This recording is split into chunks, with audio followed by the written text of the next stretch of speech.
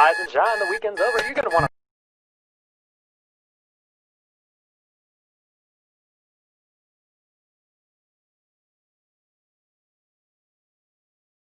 Dodge Ram at Button Dodge in Kokomo that you're ready for the unexpected. That's why our warranties last a lifetime, because you have plenty of worries. Your car shouldn't be one of them. Button's warranty forever, because no matter what happens down the road, we're always here.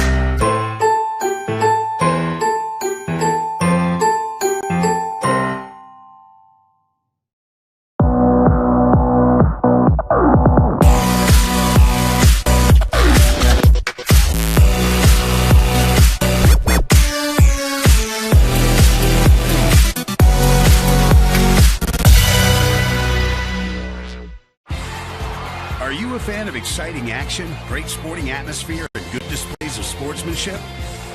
I am definitely a fan. High school sports, pure spirit, pure sport, pure entertainment value. Are you a fan of amazing spirit, incredible drama, and affordable ticket prices? I'm definitely a fan. High school sports, pure spirit, pure sport, pure entertainment value.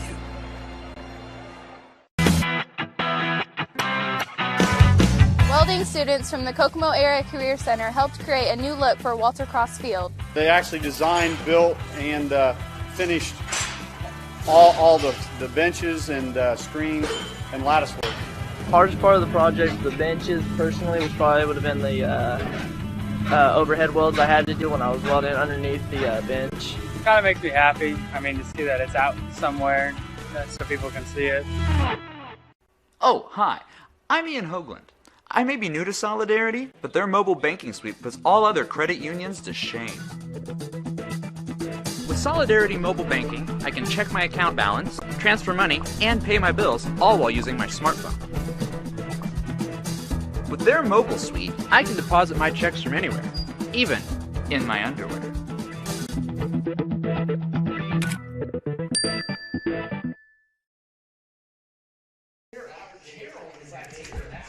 Welcome back to Walter Cross Field. Start of North Central Conference play. The Kokomo Wildcats 1-1 on the year, hosting the Marion Giants. Let's talk about Marion real quick. Looking for their first win of the year. Jimbo, they played two solid teams, a 2A Eastbrook team. I know you see the 2A and you think a 4A team should beat a 2A team.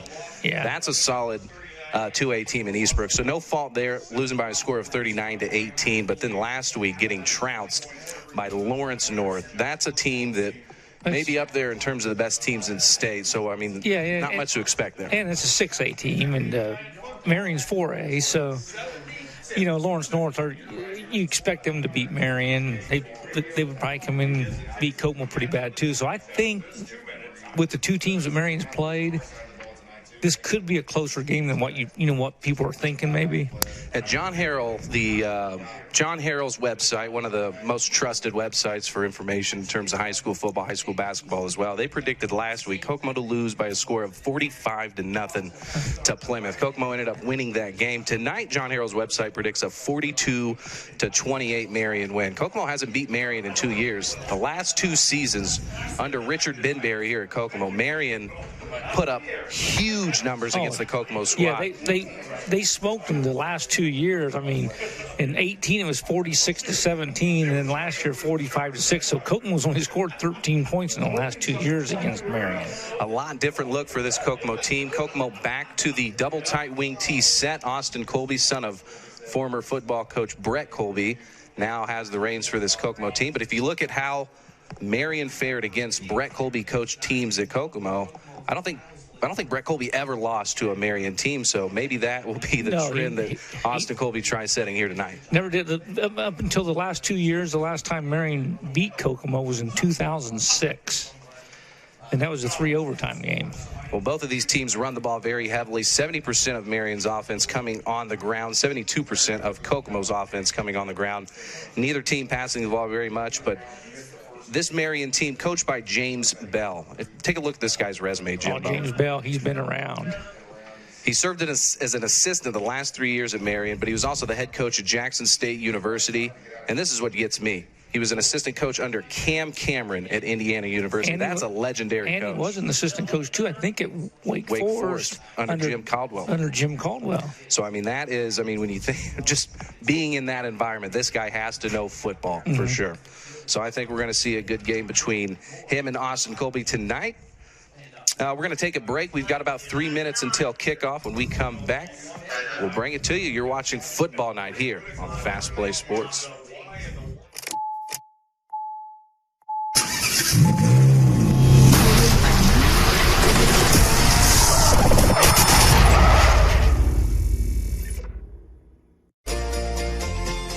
Hello, welcome to Button Motors. How can I help you today? Great news. Looks like we found exactly what you've been looking for. Also comes with a lifetime powertrain warranty, just like the rest of our vehicles. Now we'll take you in, get you pre-approved, and in and out of the finance office. You got your service contract and your tire and wheel, so you'll be all set for the upcoming months ahead. Congratulations. Enjoy your new ride. Summer clearance event, now at Button. Welcome to Creative Financial Center. Our financial advisors look forward to serving you in the financial planning process. Creative Financial Center is the name of a building dedicated to providing individuals, families, businesses, and organizations with quality financial products and or services for the achievement of their goals and objectives through a network of associates committed to serving clients in a Christ-like manner by assisting them in the development of stewardship in their lives, believing that it profits a man nothing to gain the whole world and lose his soul. We look forward to seeing you.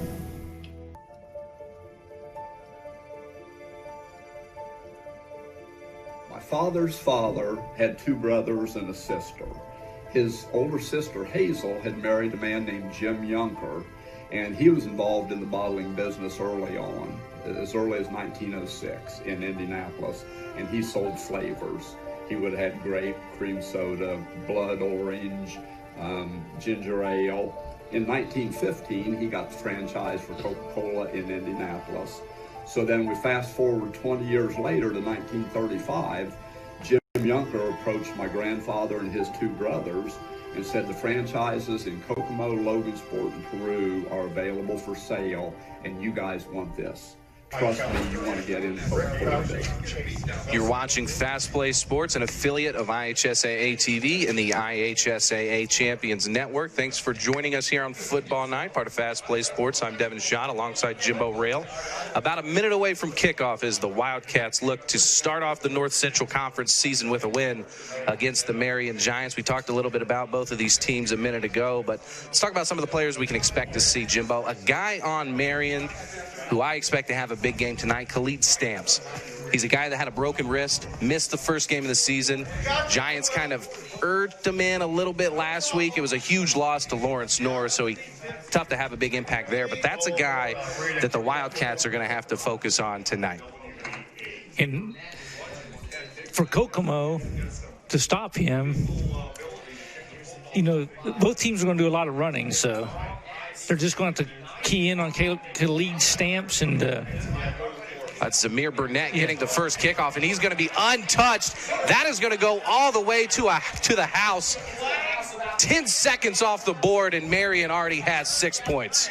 That happened quick. I didn't even see the kickoff. I was trying to look at the roster. Trying to read a little bit about Zamir Burnett, but let's break it down right here. He's the leading rusher for Marion this season, averaging about 100 yards per game. Take another look at the Kokomo local refresh replay. And wow, I mean, that's 90-plus yards, and he got there in less than 10 seconds to the end zone. Oh, he was flying.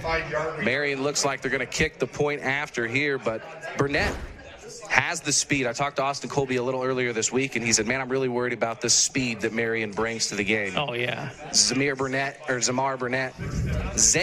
Burnett, I should say, says it's one of the top sprinters in the state. So that speed translating here on the football field, and Marion takes a quick 7-0 lead in just 10 seconds.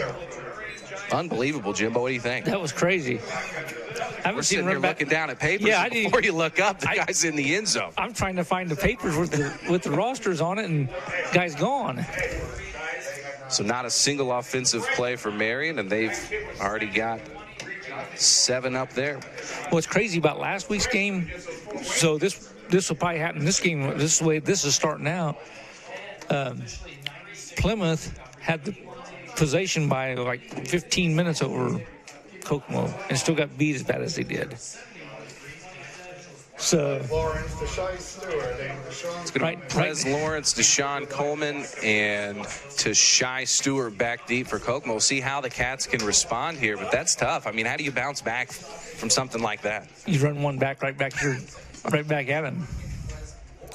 Well, Kokomo hasn't returned a kick for a touchdown so far this season. That was Marion's first return. They had one returned on them last week against Lawrence North. This is going to go to Tashai Stewart right here. Fielded at the 7. Stewart cuts back. He's got some open space, and he's going to be brought down around the 28-yard line, and that's where the Cats will start on their own side of the field. Kokomo packing things in tight. You're going to see what we used to call the double tight wing tee here, wing tee in a phone booth. It's 11 guys in the box, and Kokomo's going to just go downhill, and they're going to try to get 4 or 5 yards of play, and they try to grind it out over time. But when you get down early in a game, Jimbo, it kind of puts you in a weird spot. I think Kokomo has to answer right now. They did some shotguns last week. They brought that out a little bit. Well, Torian Smith busts one across midfield. He's got one man to beat. He's finally going to be brought down at the 35 or the 25-yard line, but that play should have been a tackle for a loss.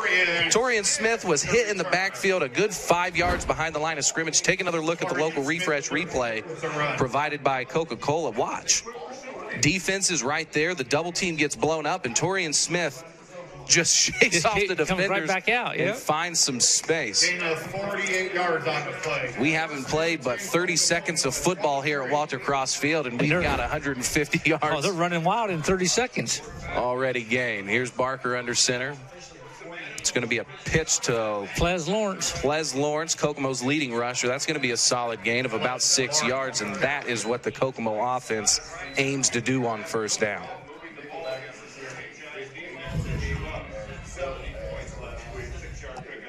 Gain of 6 on the play, second down.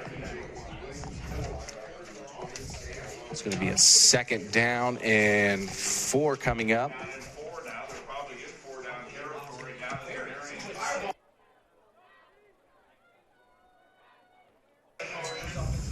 Counter action, handed off to Ples Lawrence. He's got the pylon. He cuts back inside the defender, and right there is the first points for the Wildcats. Ples Lawrence, the leading rusher for the Cats, finding the end zone here. And just under 2 minutes we played. We played 1 minute and 22 seconds and had 2 touchdowns. I don't know if this pace can continue, but it's been fun to watch so far. Take another look at the replay here. Good movement, Ples Lawrence, just finding open space, cutting inside. He does that so well. His change of direction is phenomenal. Kokomo's going to go for 2 here. So it's a weird-looking setup here. If you got Barker in the shotgun. Tashai Stewart over to the left. And then they've got Cole Bohr right beneath. They're going to kick it. I don't understand that shift. You see it sometimes at the collegiate level as well. Maybe they just like to see how the defense. Bad snap. Barker just tries to throw one up, and that's going to be, can't score there. I mean, that should be a dead ball as soon as it's intercepted, I believe, at the high school level. Can't know what the rule is at the high school level. I think that is the way that it's ruled in high school. So after One possession for the Wildcats. They score 6, but come up short with a bad snap on the PAT attempt. Nothing doing there. 7-6 Marion's lead. We'll be right back with Marion's second possession of the game.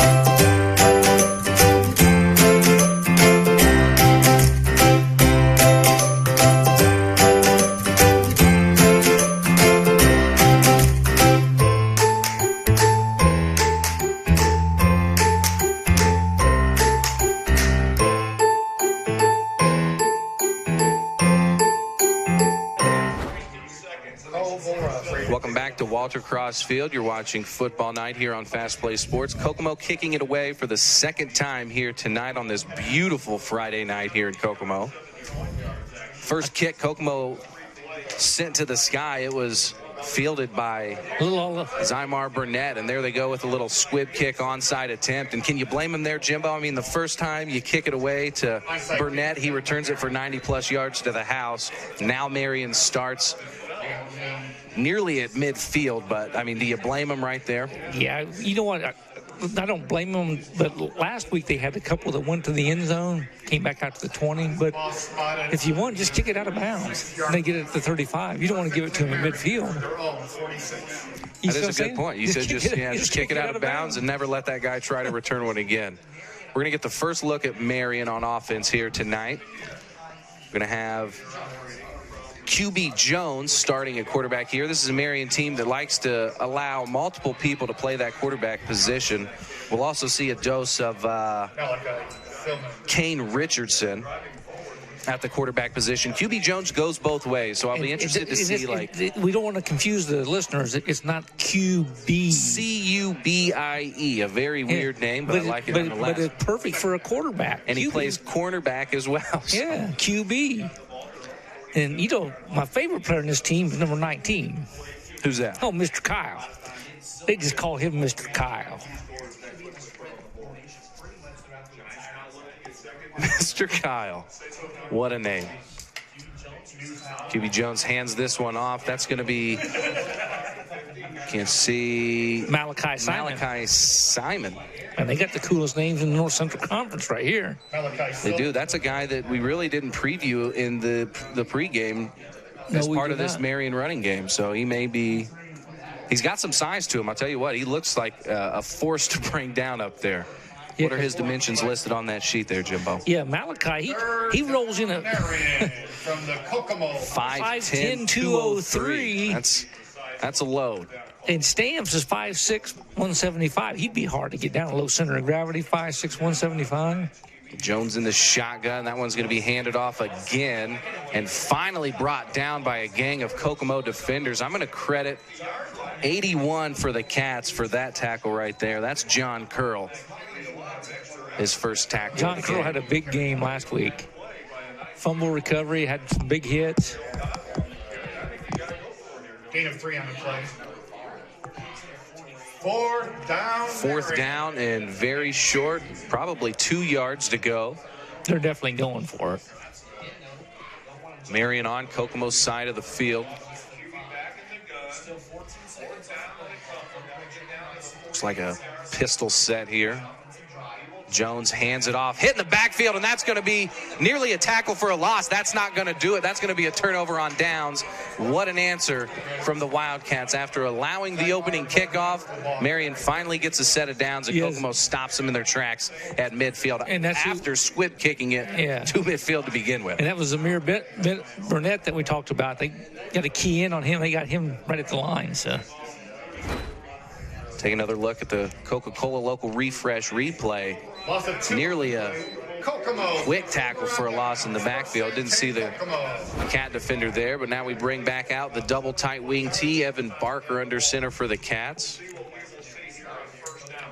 And he's going to pitch that one out to Ples Lawrence, trying to make it to the outside. Good gain of about 5 yards, 4 yards we'll call it. Ples Lawrence, the ball carrier. And Kokomo slowly but surely moving its way down the field. 8 minutes left to play here in the first quarter. Kokomo trailing 7-6. After a Ples Lawrence touchdown, Cats lining up for a point after, and the snap going high. Evan Barker just trying to get a pass off, ended up throwing up an interception. And will that go as an interception on his stats for the game? Not sure. You'd have to ask Terry Down. Terry Down would know that one. The official stat crew here at Kokomo. That pitch to Torian Smith, and he's going to gain about 4 yards. So that's going to bring up third down and short here for the Cats as the clock moves to about 7.5. And this is the kind of football we expected to see tonight. I mean, it only took 2 minutes for our jaws to hit the floor at the amount of scoring we've seen so far. But clock moving, a lot of running. Like we said, both of these teams pick up about 70% of their total offense on the ground. Surprisingly, though, Kokomo may lead the NCC in passing percentage. I think Evan Barker does. When you run it a bunch, no one expects you to pass, and that's going to be brought down for a loss of about 1 yard. So that'll bring up 4th and 3. What's the call, Jimbo, here? You've got under 7 minutes here in the first. You could pin Marion deep. You go for it? I'd go for it. Marion went for it. See, Kokomo did this last week against Plymouth. Same spot.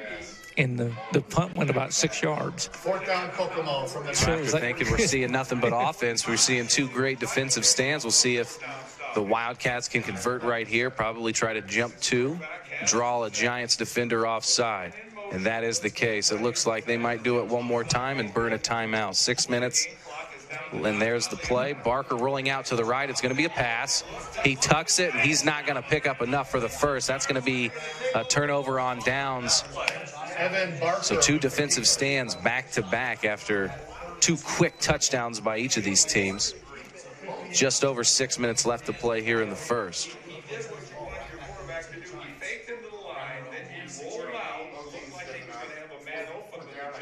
One thing we're not seeing here tonight, and we didn't see it last week, the Western game, remember all the cramping we had? That just drew that game out forever. That's why last week's game was so quick. This game's going actually pretty quick, too. We're down to 6 minutes in the first quarter already. Now, they say QB Jones goes both ways and plays cornerback for this Marion defense. I'd be interested to see late in the game. I mean, usually you don't see a quarterback going both ways, Jimbo, you know? QB's going out. He's going around the inside. There's QB making around the outside. He's got 7, possibly more. Knocked out right short of the first down marker. We'll see the spot.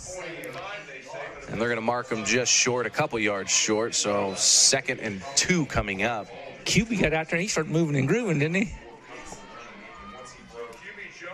Gain of 8 on the play.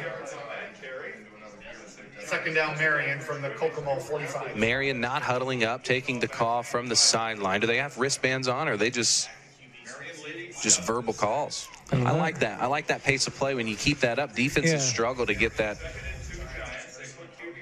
pace down. Here's a handoff going wide left, and that's going to break for a good gain. Finally brought down at the... Say that's the 21-yard line. Shai Stewart credited with the tackle. Braxton Delgado there with the run. That was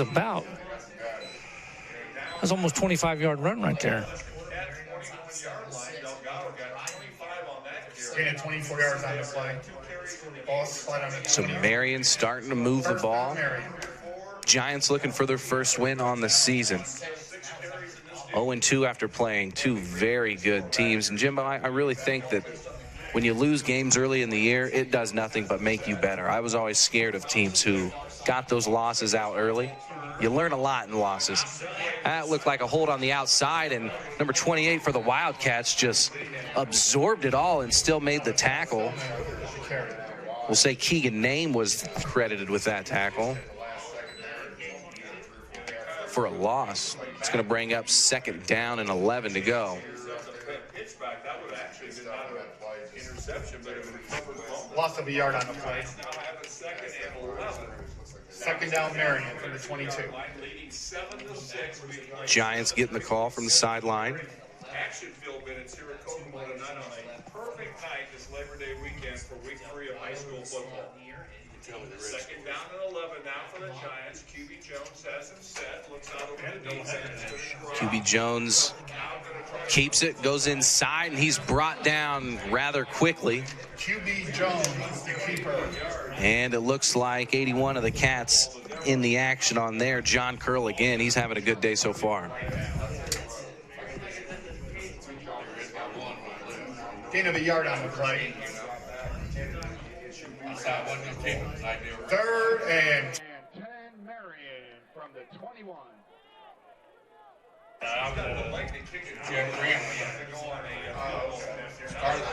3rd and 10, ball on the 21. Big play for the Giants here. QB Jones in the shotgun. He's rolling out to his left. First pass play for the Giants today. That one fielded low, and they're going to say incomplete, not caught. So yeah, that's 4th down and 10. That hit off the ground right there. Interesting decision here, Jimbo. Not a lot of high school kickers are going to be able to boot one from 30 plus. That would be a 38-yard. Better yet, you think that the Giants are likely going to go for it here, try to just pick up some yards. I mean, it's the same as what you'd get from an average punt. But what do you go with here play call-wise? Do you throw another pass, possibly risk an interception? I don't know how good their kicker is, but if they're going to go for it, yeah. Run or pass, what's your choice? They're going to run. I like that call, too. Keep it simple. They're going to go with an option. Pitch goes out to Burnett. And Burnett's the guy who returned the opening kickoff for a touchdown for the Giants. So Shai Stewart bringing him down short of the 1st down marker. So the Cats forcing another turnover on downs. I don't know that I would have went to the short side of the field, though. You know, Brett Colby used to do that a lot when we were in a situation on 4th down. He'd like to attack the short side, and it's, I mean, a lot of times defenses just overload the strong side thinking that you want more field to work with. And I tell you what, counter to the short side of the field was one of the most effective plays. But for 10 plus yards? 19 yards. Yeah. Well, I mean, think about the amount of speed right there. They say Burnett's one of the fastest guys in the state in terms of sprint running on the track. Try to get him out of open space and get around the edge, and he's got it. That's going to be Torian Smith, and he's going to be brought down for no gain or maybe a half yard, but it's going to bring down 2nd and long here for the Cats. Torian Smith, the ball. Cats really using a lot of different guys at those wingbacks positions in the first 2 weeks. You've got a lot of Ples Lawrence. He's been the leading rusher. A lot of Torian Smith. And Shai Stewart, I was really impressed with him week 1. Yeah, Shai had a really good week in the first, against Western that first week of the season. So Ples, he had 168 yards that first week, too. And Barker looked like he wanted to pitch it, but he kept it anyway. And that's going to be another play for a very short gain, if anything at all. And that's going to be 3rd down and long. That looked like confusion right there from the Cats in the backfield. No gain on the play. 3rd down, Kokomo.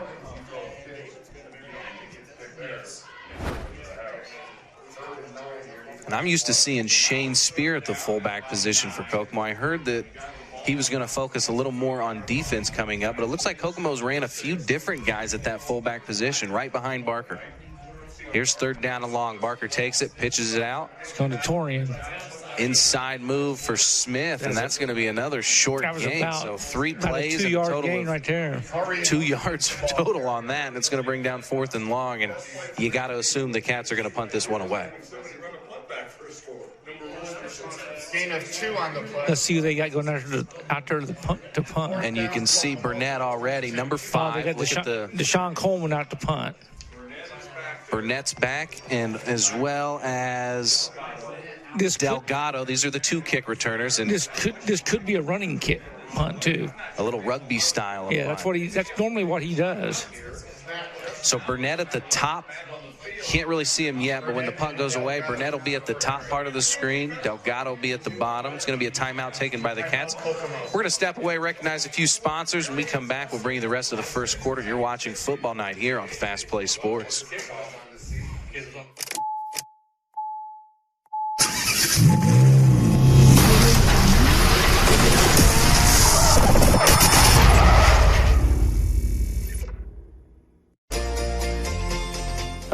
Welcome to Button Motors. How can I help you today? Great news. Looks like we found exactly what you've been looking for. Also comes with a lifetime powertrain warranty, just like the rest of our vehicles. Now we'll take you in, get you pre-approved, and in and out of the finance office. You got your service contract and your tire and wheel, so you'll be all set for the upcoming months ahead. Congratulations. Enjoy your new ride. Summer clearance event, now at Button. Welcome back to Kokomo's Walter Cross Field. The Cats trailing the Marion Giants 7-6 with 1:47 left to play in the first quarter. Cats getting ready to punt this one away. A scary threat for the Giants back there. Zamir Burnett already returned to kickoff for a touchdown. You got to think the Cats are going to punt this anywhere but at number 5. Officials trying to work something out here. And I believe the officials are getting in a certain amount of time here on this timeout. Now we're ready to go. Giants have Delgado and Burnett back to return this kick. This punter's got a very good leg on it. Watch him warm up. Let's see how far he can boot it. Deshaun Coleman punting this one away for the Cats. And now they'll put a man in motion. I think that's just for getting downfield. They're trying to get the Giants to jump offside. Snap fielded cleanly. He's going to tuck it away. Coleman's going to be brought down short of the line to gain, and that. See, that's what they did last week. When they put Deshaun Coleman back there, they're trying to get that run and get that first down. He had the edge, but one man to beat. And he was about, 4 yards short of picking up that first down? I guess you and I were the only ones that knew it. Obviously, Marion didn't scout him from last week. So Marion taking over deep in Kokomo's side of the field. Marion had a couple big plays to gain some yards last drive, but Kokomo ultimately stopped them. QB Jones in the shotgun. Handoff goes to Burnett, and he's going to shake off a couple tackles before being brought down by a gang of Cats defenders, and that's John Curl again. Getting in on some action. He's everywhere tonight. See the Curl. He's getting right in there and getting it.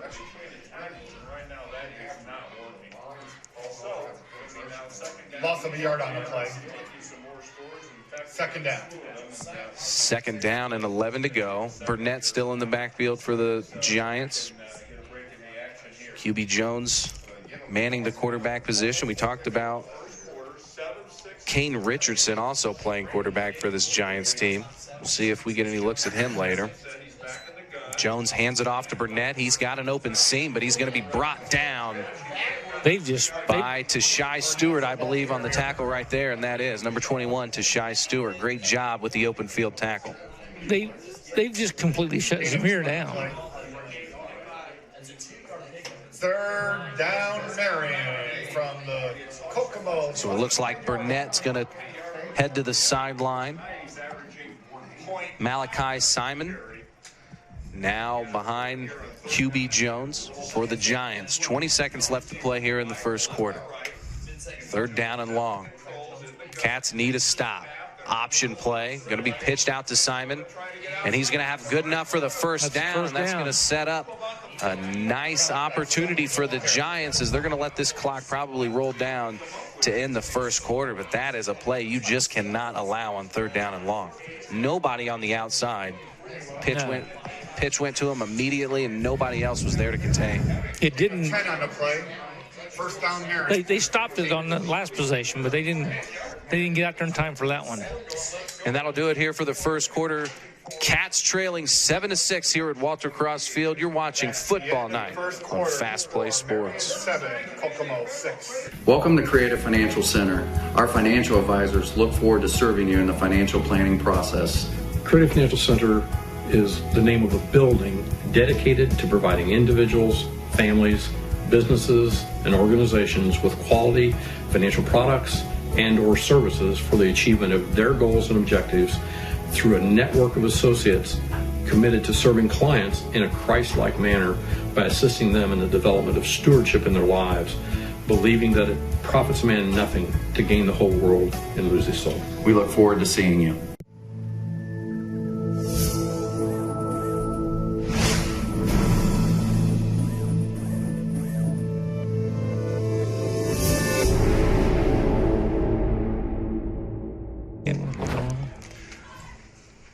Welcome back to Walter Cross Field. You're watching Football Night here on Fast Play Sports. After one quarter of play, the Cats trailing Marion 7-6. It was an interesting first quarter, to say the least, Jimbo. I mean, within 20 seconds, I think we saw 2 scores.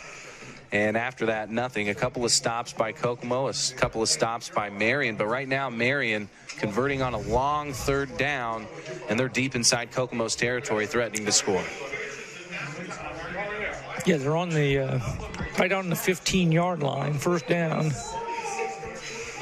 Looking over at the first quarter stats. Zamar Burnett, 96-yard kickoff return. That broke things off here. Ples Lawrence with a 17-yard touchdown. Kokomo failing to convert on the point after touchdown. Handoff goes to, I believe that was Silman. And he's going to be brought down for no gain. It's going to be second down and 10. So, we were talking about the interception by Evan Barker on the point after attempt. Yep. That doesn't count on the passing record. Yeah, and you can't do anything. I mean, once it's picked off, it's just yeah. The play is so killed. that's not a stat. That doesn't count as an interception, which that's rough. In his heart, it probably does. Yeah. QB Jones takes the snap, gets outside, and then finally brought down. Great open field tackle right there. John Curl again. John Curl having a day so far. He's got to have 5 tackles. Let's see what he's officially credited with. You don't mess with John Curl out there. Well, they've got Tashai Stewart having 5 tackles in that first quarter. Yeah. But John Curl, he's got I'd say he's got at least 3 now. At least 3. Yeah. Not listed on the stat sheet, but a lot of those could be half tackles. And this is where Kokomo has to do what it needs to do. I mean, they've got to stop Marion here. Marion last third down and long, converted very easily on that option play to the wide side of the field. We'll see if they go back with that kind of look. QB Jones in the shotgun. He's got Silman to his right, and they're going to drop back to pass. Shane Spear on him. And a nice tackle by 57 of the Wildcats. That's going to be Miles Lenore, the leading tackler for the Cats coming into this game, week 3. That was his first tackle of the night right there. And that's going to bring up 4th down and about 15 to go. Loss of a yard on the play. 4th and 14, Marion.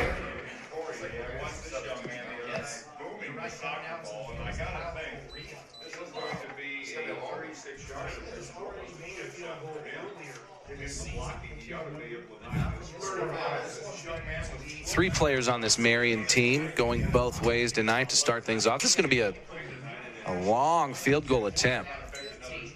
It's up, and it looks like it was wide right. It's going to be no good, wide right. So Kokomo will take over now. Field goal attempt is no good. But I like it. That kick had good trajectory. That just did everything besides make it between the posts. The distance and the kick looked great, actually.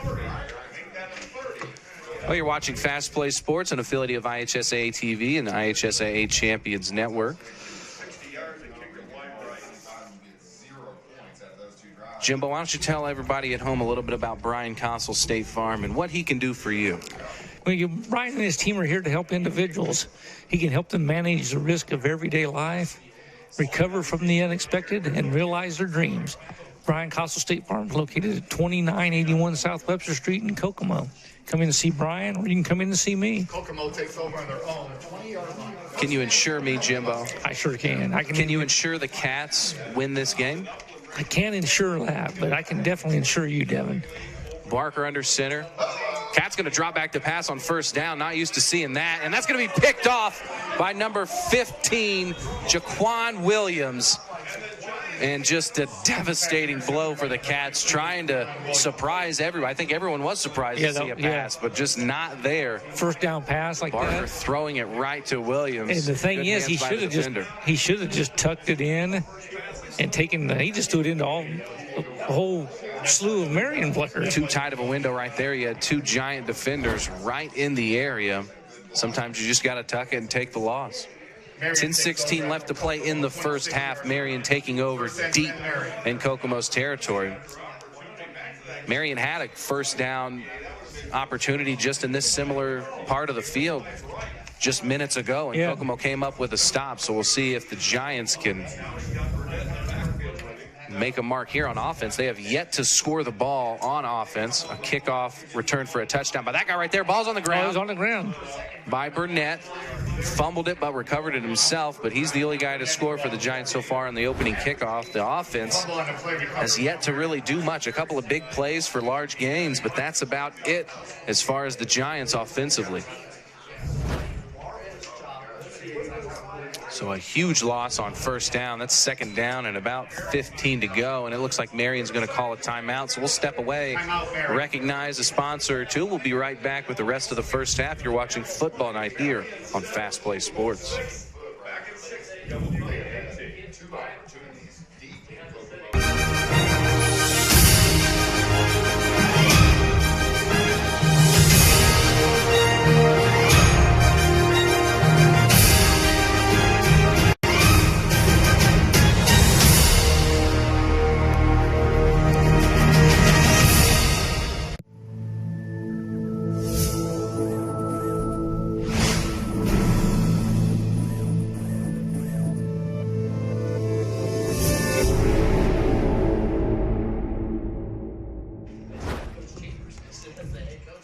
Welcome back to the beautiful Walter Cross Field. Cats trailing Marion in the first half, 7-6, 9:50 left to play here in the first half. I'm Devin Schott alongside Jimbo Rail. Marion losing 5 yards on that first down opportunity. And Kokomo's defense is really stepping up when Marion is inside threatening range. Yeah, Kokomo's defense is really doing good. I mean, the only lapse in their defense was on that kickoff at the start of the game. Other than that, Marion's only got 51 total yards. And that probably came from just a couple of plays. Yeah. I mean, there was a 25-yard rush and a very large rush from Burnett. Yeah. After one quarter, the leading rusher for Marion was Delgado. And he's the one that had the 24-yard run. Marion's only score coming from a 96-yard official. Is that what they gave it at, 96? Zamar Burnett. Yeah. Here's QB Jones going out to his left, trying to find an open man. Shakes off John Curl for the Cats, and he's going to pick up about 6-7 yards. Nope, they're going to mark him down right at about the original first down mark, or the original line of scrimmage. So it's going to bring up third down, and we'll say 11 now. Oh, Tyrese Tucker's the one that got him out of bounds there, number 23. Third down and 13, sorry, way off on that spot. So another third down and long, and this is where Kokomo has done really well. Only one time so far this game did they allow Marion to pick up a large chunk on third down, and it was using the option play to the wide side of the field. I think, Jimbo, they're going to go back to that. QB Jones bringing the play back to the huddle, and they've got Silman back at the tailback position for the Giants. Well, Kyle Correa, the kicker, he has the distance to get it there from there. It'd be a lengthy attempt for a high school kid. 51 yard. It'd be a 51 yard, yeah. 40 yards on that last opportunity, just missed it wide right. And they're going to call it delay a game on Marion, so they'll back it up a little more, and that changes things a little bit. Yeah. I mean, what do you punt it here and try to pin Kokomo deep now? No, I think you keep it right there. You go for it still. See if you can't break one loose for the end zone. 3rd and 17. Marion. Giants not electing to punt. QB Jones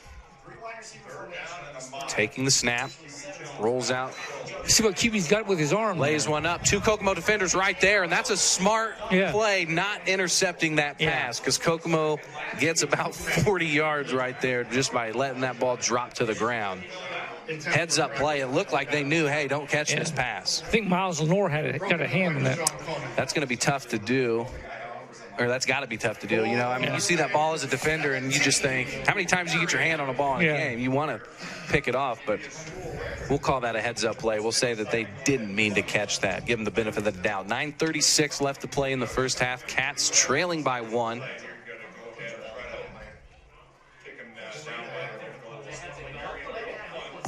I thought that was 4th down. Now it's 4th down. I'm sorry. Punt's going to be up, and that's going to go into the end zone. So that'll be a touchback. Sorry about that. Yeah, I was confused. I thought that was 4th down, Jimbo. So now it's a turnover, or now it's a change of possession. Kokomo's going to take over. Just over 9 minutes. The penalty's got us screwed up there on the. I think so. Yeah. I should just look at the down marker instead of all these papers in front of me. Maybe I'll understand what's going on a little bit. And we've got this TV screen in front of us. Kokomo takes over on their own, 20 yards. But we both thought it was 4th down.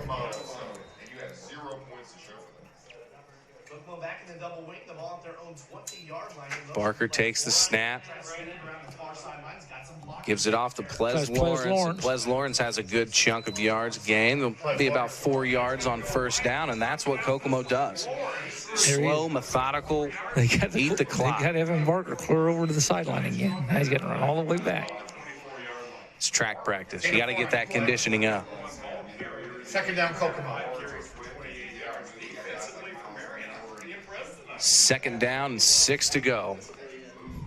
Cats packed in, 11 guys in the box. It's going to be, looks like a counter.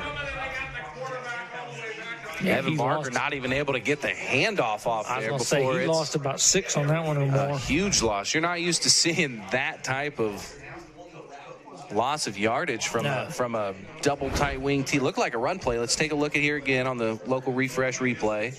And that was supposed to be a counter. I think Ples Lawrence just didn't go where he needed to go. It looked like he was trying to go outside when he's supposed to go inside. I don't know the exact play call there, but definitely mix up in the Kokomo backfield, bringing up 3rd down and long.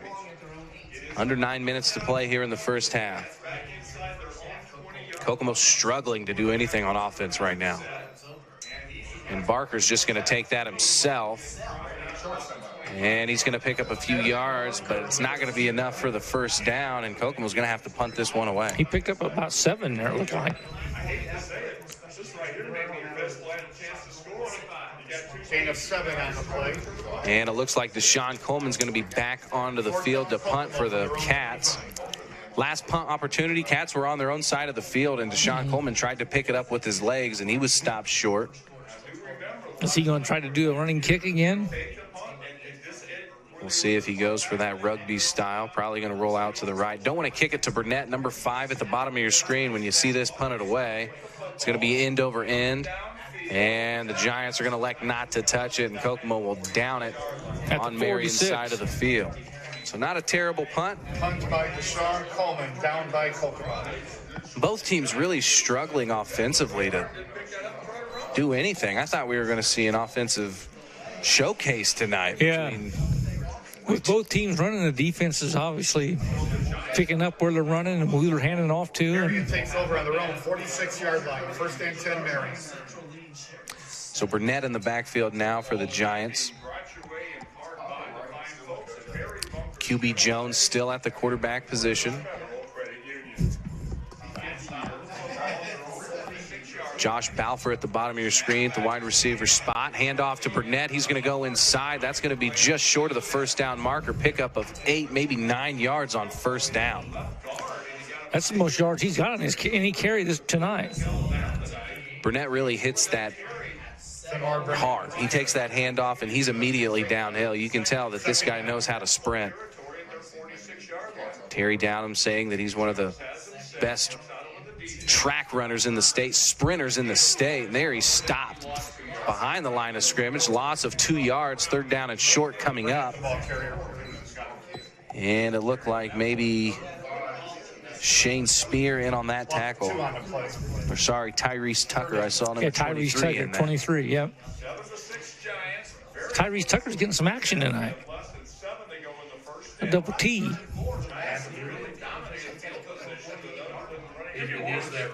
Third and for Marion. I don't think either team's completed a pass so far, have they?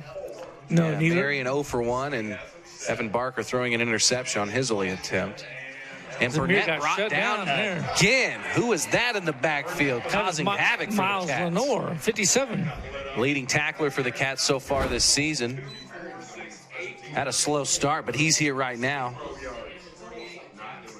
Loss of 4 on the play. And watch how quickly he just finds himself in the backfield. Unblocked entirely. Great read by that young man. From their own 48. So we're going to have Tashai Stewart back deep as well as Deshaun Coleman for the Cats.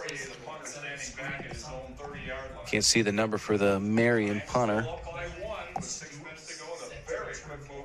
Those numbers are hard to read on the shoulder for the Giants. I apologize if I misconstrue one of those. And Cats not going to touch this one. That one's going to bounce all the way down to the 1 yard line. Oh, did it get in the end zone? And we'll see what the official ruling is, and they're going to call it a touchback, so that'll go out to the 20. Unbelievable. That was nearly that should have been at the disastrous for the Cats. That was a great punt. That one went end over end perfect. You know what's crazy is when it got down there, it looked like it picked up speed. It did. Because that should have been down inside the 5. Nearly the coffin corner brought out right there. That would have been a tough spot to be in.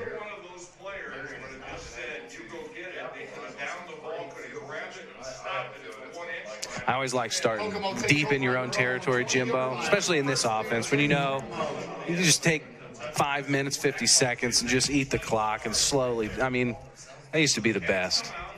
Kokomo struggling to move the ball so far on offense. That pitch is going to go to Smith. And he's going to try to bounce it around the outside, but 2 guys bringing him down. Good thing it wasn't on the 1 yard line. That'd been a David Jones, one of those Marion Giants on the tackle. And that's going to bring down 2nd and 11. Take another look here. There's just no push. That backside is getting in on this Kokomo offense, and you just can't have it. You have got to get push on that offensive line. Barker back, nearly hit as he threw.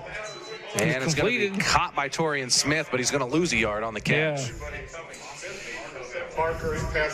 Good thing Barker got that off because that guy was right on him quick.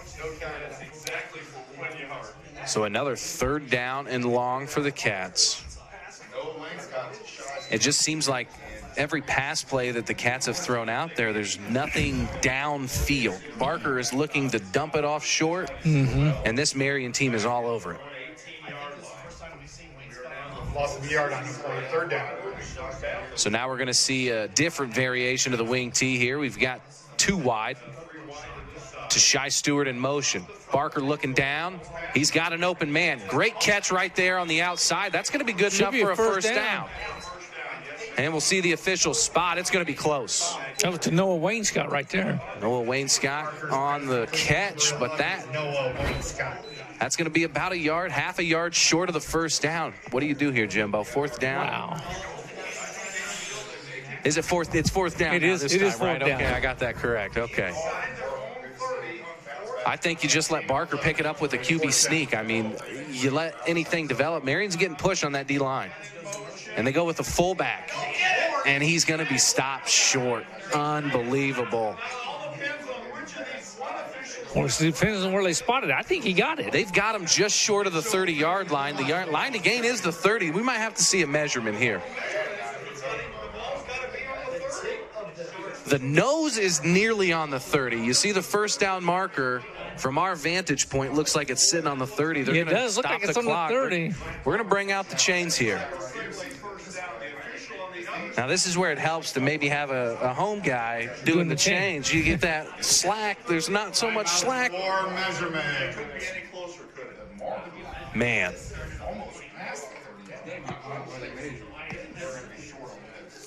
take this time to recognize a sponsor as these chains go out there. How about CFD Financial? From financial advisors to banking, CFD is your one-stop place for all your financial needs. Learn more at creativefinancialdesigns.com. Here's the official measurement here.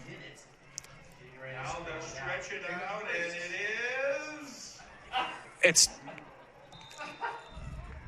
a chain link and a half short turnover on downs. Unreal. Wow. Marion takes over on down. First time the chains have been used all year at Kokomo. Wow.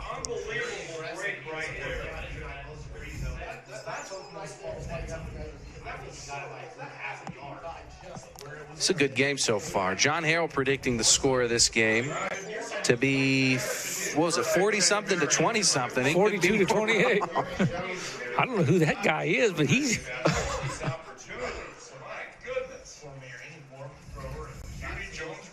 But you know what? It doesn't matter. Marion, they can't do anything when they get down here anyway. And Marion has been stopped on Kokomo's side of the field 2 or 3 times in a row now. That's going to be complete a pass. Complete. Clock will stop for the first down. Gain of about 15. Delgado.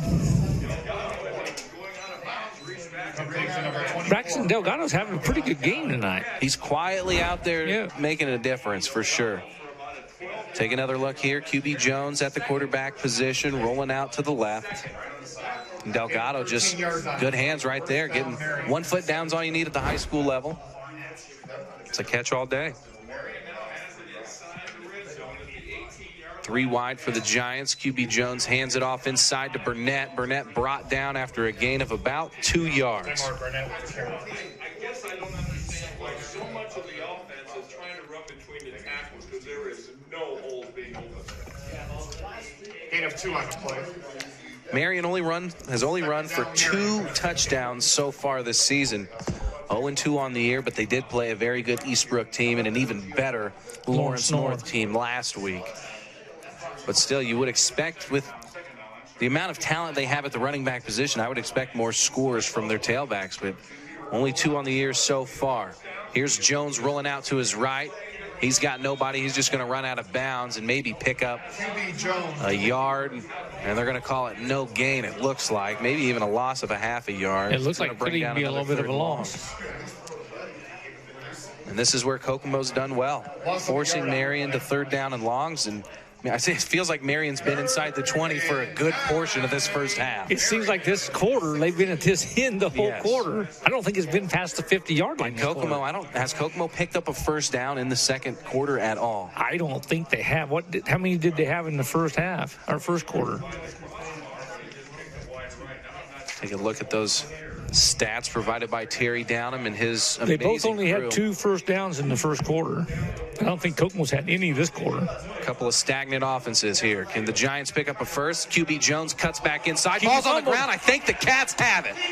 And the beanbags on the field to show a change, and that is the case. Wildcats football. Huge pickup for the Wildcats. Big pickup. We've got There's a flag. some yellow on the field. I'm surely that's on Marion. See what the official ruling is here.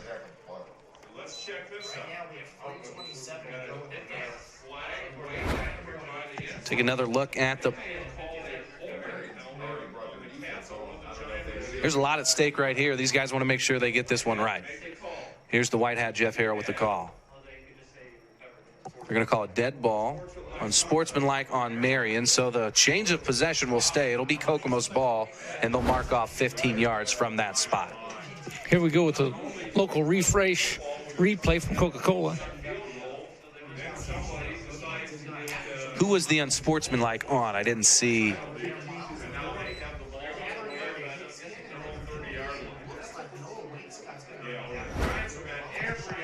Couldn't see anything in the replay right there, but the hanky was in the backfield way out of that view, so you wonder what happened. It's over now. Kokomo spreading things out a little bit. 2 guys wide to the left. Barker in the shotgun. They did a little shotgun a couple times last week. Is that Ples Lawrence to his left? That is. Lawrence to his left. Here's Barker throwing it up deep. Wayne Scott. And it's off his hands. He had him. That was right there. He had him. Parker's pass inside. Noah Wainscott had the defender beat. He was coming back to the ball. Defender had no clue where that one was at. Head wasn't turned around, and that, I think it just went off his hands. Take another look here. He was open. Second down.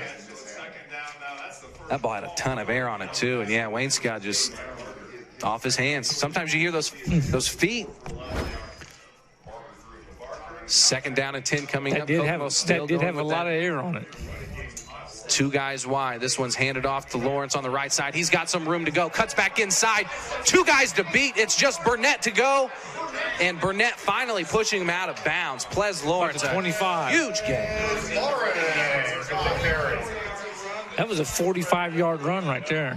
Huge gain, and that's why Kokomo loves to have that second type of offense to go to. Not only do you get in situations where you have to pass the ball and move it downfield, but defenses have to prepare for this. Yeah. You spread things out a little bit, and it changes the game entirely, Jimbo. You pack things in. Now Kokomo going back to the double tight wing tee. They'll see if they can go back to the bread and butter and move the ball, but they haven't done anything out of this offense in the last 10 minutes of play. Here's the pitch to Ples Lawrence. And he's going to pick up about 4 yards. That's hard-fought couple of extra yards. I think they're going to call that play. I think they're going to call it dead. But that ball did pop out. The beanbag came out to show change of possession. I'm going to say Marion's football. I mean, Ples Lawrence was fighting for extra yards. Take another look at that replay when you get a chance. He was fighting for extra yards, so the play may not have been dead. I couldn't hear a whistle. But watch how hard Ples Lawrence fights after the contact right here. You think he's going to be brought down, pops out right there.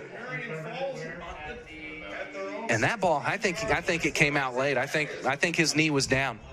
Unless it was already down in that pile somewhere. That's tough to see. That ball just scooted out of the pile. Number 4 didn't even know. He thought the play was dead. So Marion taking over. This is just back and forth. What a game we've had so far here at Walter Cross Field. 3 minutes left to play in the first half. Marion deep inside its own territory for the first time in a long time. That handoff's going to go to Burnett. He's trying to make it to the outside, and that's a good tackle right there in the open field by 28 for the Cats. Keegan Name. That's containment football right there. We had a new quarterback in, too, on that play for Marion. Number 7, Kane Richardson. Finally saw Richardson. Yeah. And he's still in right now, too. You think something happened to QB? Lost a 3 on the play. I think maybe they realized on that deep throw. I didn't know if QB was the cornerback targeted on that last defensive play where Evan Barker threw it deep to, I don't know, but it's tough. Jimbo, I couldn't imagine playing quarterback a whole game and going both ways. Yeah. That just seems ridiculous. Handoff inside to Burnett. He's looking to cut it back and finally brought down after a gain of about 7 yards. And it's going to be 3rd down and long, and this is where Kokomo's been very successful on defense.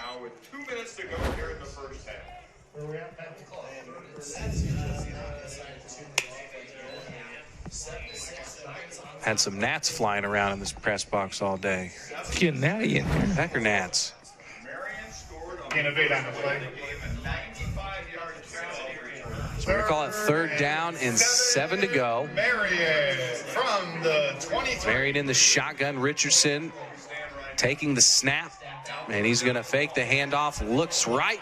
And that pass is going to be nowhere close. And that's going to bring up 4th and 7. Good job by the Cats of covering that up. Delgado, the intended receiver there. 4th down. These teams are very similar, Jimbo. I mean, do you not feel like this is a very even game? Last 2 years, Marion absolutely annihilating these Cats teams. Before that, it was a very long time since Marion had taken a win against Kokomo.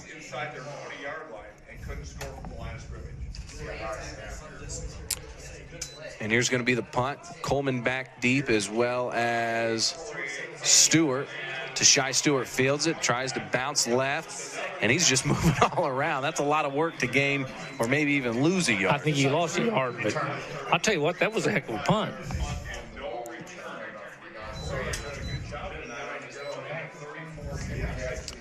7-6 Marion lead. Minute 9 left to play here in the first half. Can the Cats do it? Are they going to come back out in that offense with 2 guys wide? They could, yeah. I expect to see that here. And obviously, you can see Brett Colby right there in the huddle talking to some of his guys.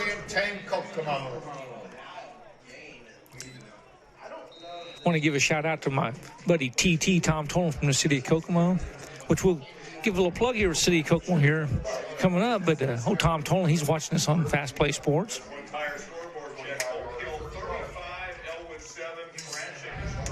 Barker rolling out to his left. He's got a guy wide open. That's Stewart. He catches it, and he's brought down at the 30-yard line. A huge pickup for the Cats. Clock will stop for the chains to reset, and we'll see what kind of pace the Cats work with here. They've got to move quickly. I think the Cats have 2 timeouts left. I can't remember if they burned timeout. I'd have to check our scoreboard. But that is a duck. Did you see how that ball came out of Barker's hand? Yeah. That ball was wobbling. Nice job to Shai Stewart of maintaining that catch. Not a spiral at all. Here's to Shai Stewart in motion.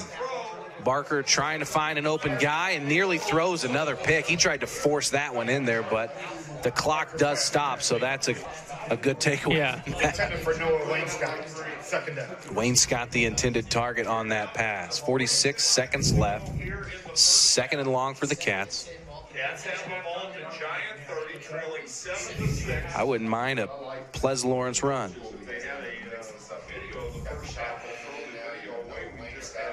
It's going to be Ples Lawrence lined up to the left of Barker.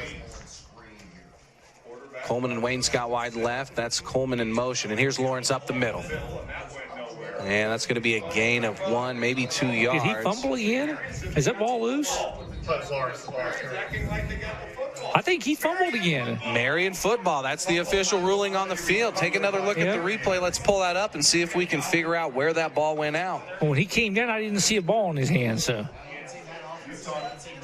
A lot of crazy stuff happening in these piles tonight. Here's another look. Here's Ples Lawrence. Yeah, I think that ball was out before he came down. Yeah. You could see him looking at his arms like it seems like that's the case, but we're not going to get a better look than that. So official ruling is a turnover. Giants taking over. 38 seconds left to play in the first half. They've got a long way to go. 70-plus yards. Kane Richardson back at QB, too. It's going to be a handoff to Burnett, I believe. Burnett the ball carrier. And we'll see if Marion even elects to run another play here in the first half. They might just let the clock roll out, take this one into half. Why not? Why not? Why risk it? I agree 100%. 19 seconds left. Looks like Marion's going to run a play. Richardson at the quarterback spot. They're just going to chuck one up deep. Picked off by Coleman. Nice job by Deshaun Coleman taking that over the shoulder, but only 6 seconds left. So, I mean, it works for Marion as a pretty decent punt if you want to consider it that. But nonetheless, great hands by Deshaun Coleman.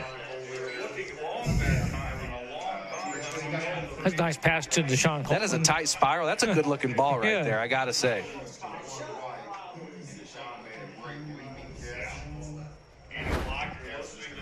Kokomo probably just going to take a knee here. Run the last 6 seconds off the clock. 32-yard line. First and 10, Kokomo. And Barker does just that. So that'll do it for us here in the first half. What a game. After 2 quick scores, no offense, no scoring after that at all. We'll see if the second half stays that way or if we get a whole different type of ball game. You're watching Football Night here on Fast Play Sports. Button Dodge halftime show coming up next. We are Fast Play.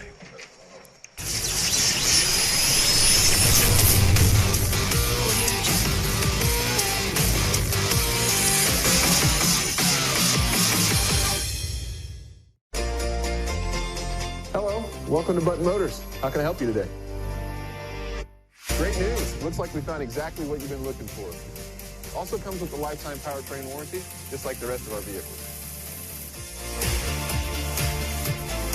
Now we'll take you in, get you pre-approved, and in and out of the finance office. You got your service contract and your tire and wheel, so you'll be all set for the upcoming months ahead. Congratulations. Enjoy your new ride. Summer clearance event, now at Button. Welcome to Creative Financial Center. Our financial advisors look forward to serving you in the financial planning process. Creative Financial Center is the name of a building dedicated to providing individuals, families, businesses, and organizations with quality financial products and or services for the achievement of their goals and objectives through a network of associates committed to serving clients in a Christ-like manner by assisting them in the development of stewardship in their lives, believing that it profits man nothing to gain the whole world and lose his soul. We look forward to seeing you.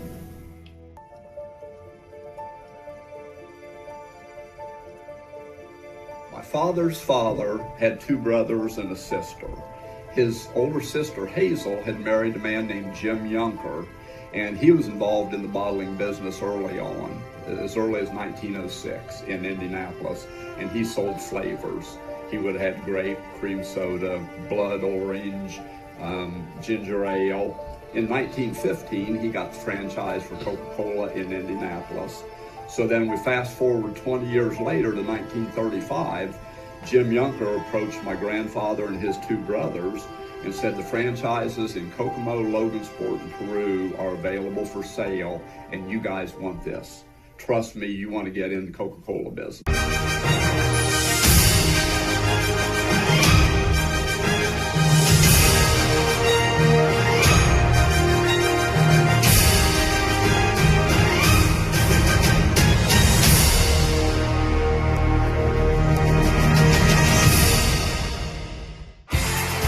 Are you a fan of exciting action, great sporting atmosphere, and good displays of sportsmanship? I am definitely a fan. High school sports, pure spirit, pure sport, pure entertainment value. Are you a fan of amazing spirit, incredible drama, and affordable ticket prices? I'm definitely a fan. High school sports, pure spirit, pure sport, pure entertainment value.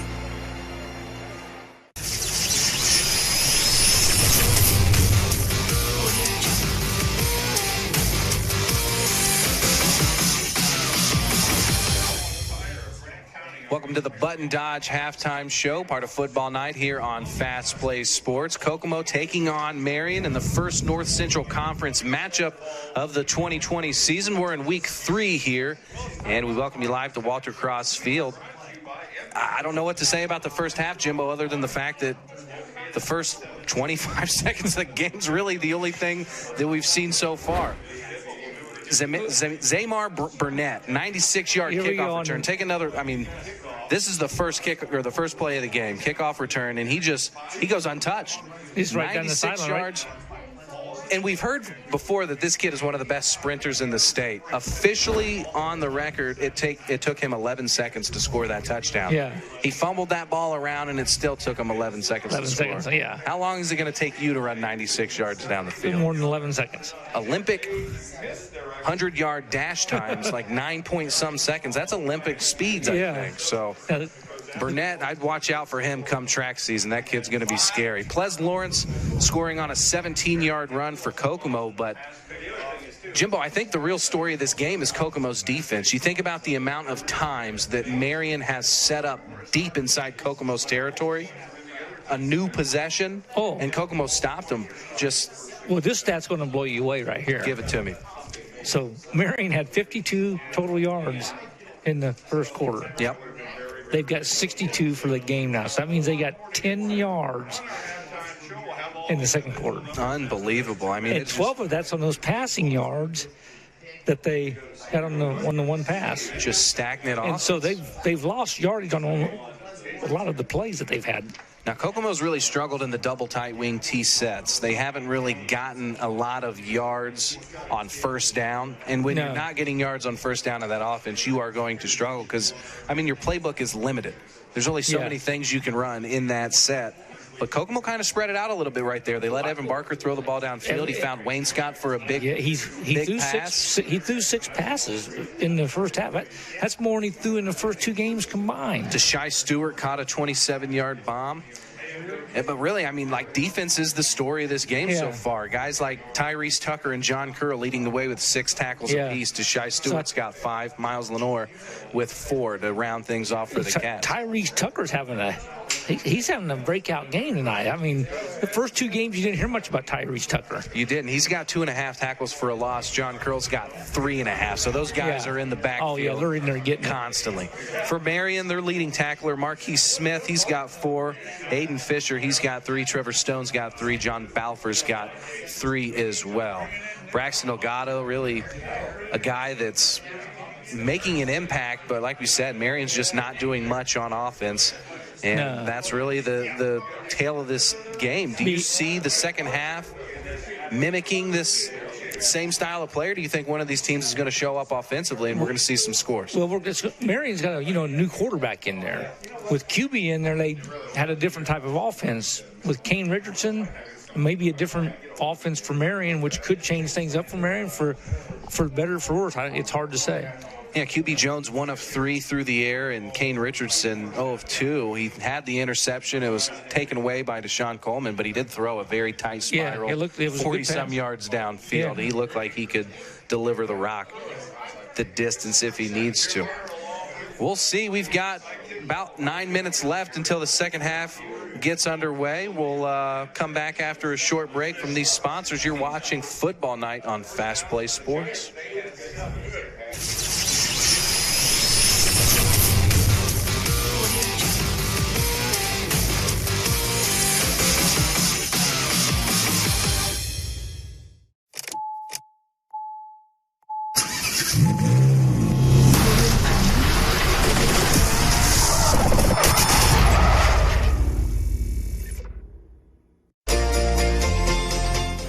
Welcome to Button Motors. How can I help you today?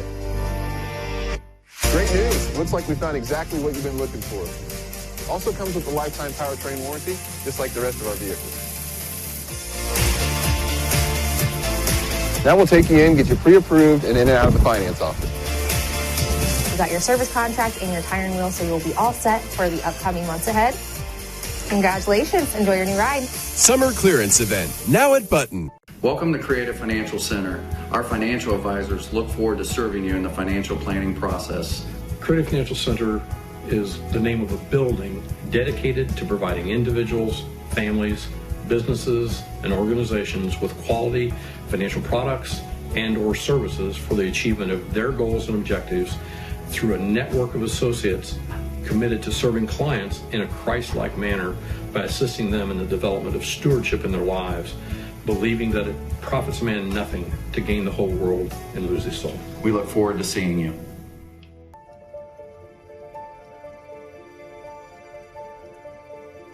My father's father had 2 brothers and a sister. His older sister, Hazel, had married a man named Jim Junker, and he was involved in the bottling business early on, as early as 1906 in Indianapolis, and he sold flavors. He would have had grape, cream soda, blood orange, ginger ale. In 1915, he got the franchise for Coca-Cola in Indianapolis. So then we fast forward 20 years later to 1935, Jim Junker approached my grandfather and his 2 brothers and said the franchises in Kokomo, Logansport, and Peru are available for sale, and you guys want this. Trust me, you want to get in the Coca-Cola business. Are you a fan of exciting action, great sporting atmosphere, and good displays of sportsmanship? I am definitely a fan. High school sports, pure spirit, pure sport, pure entertainment value. Are you a fan of amazing spirit, incredible drama, and affordable ticket prices? I'm definitely a fan. High school sports, pure spirit, pure sport, pure entertainment value.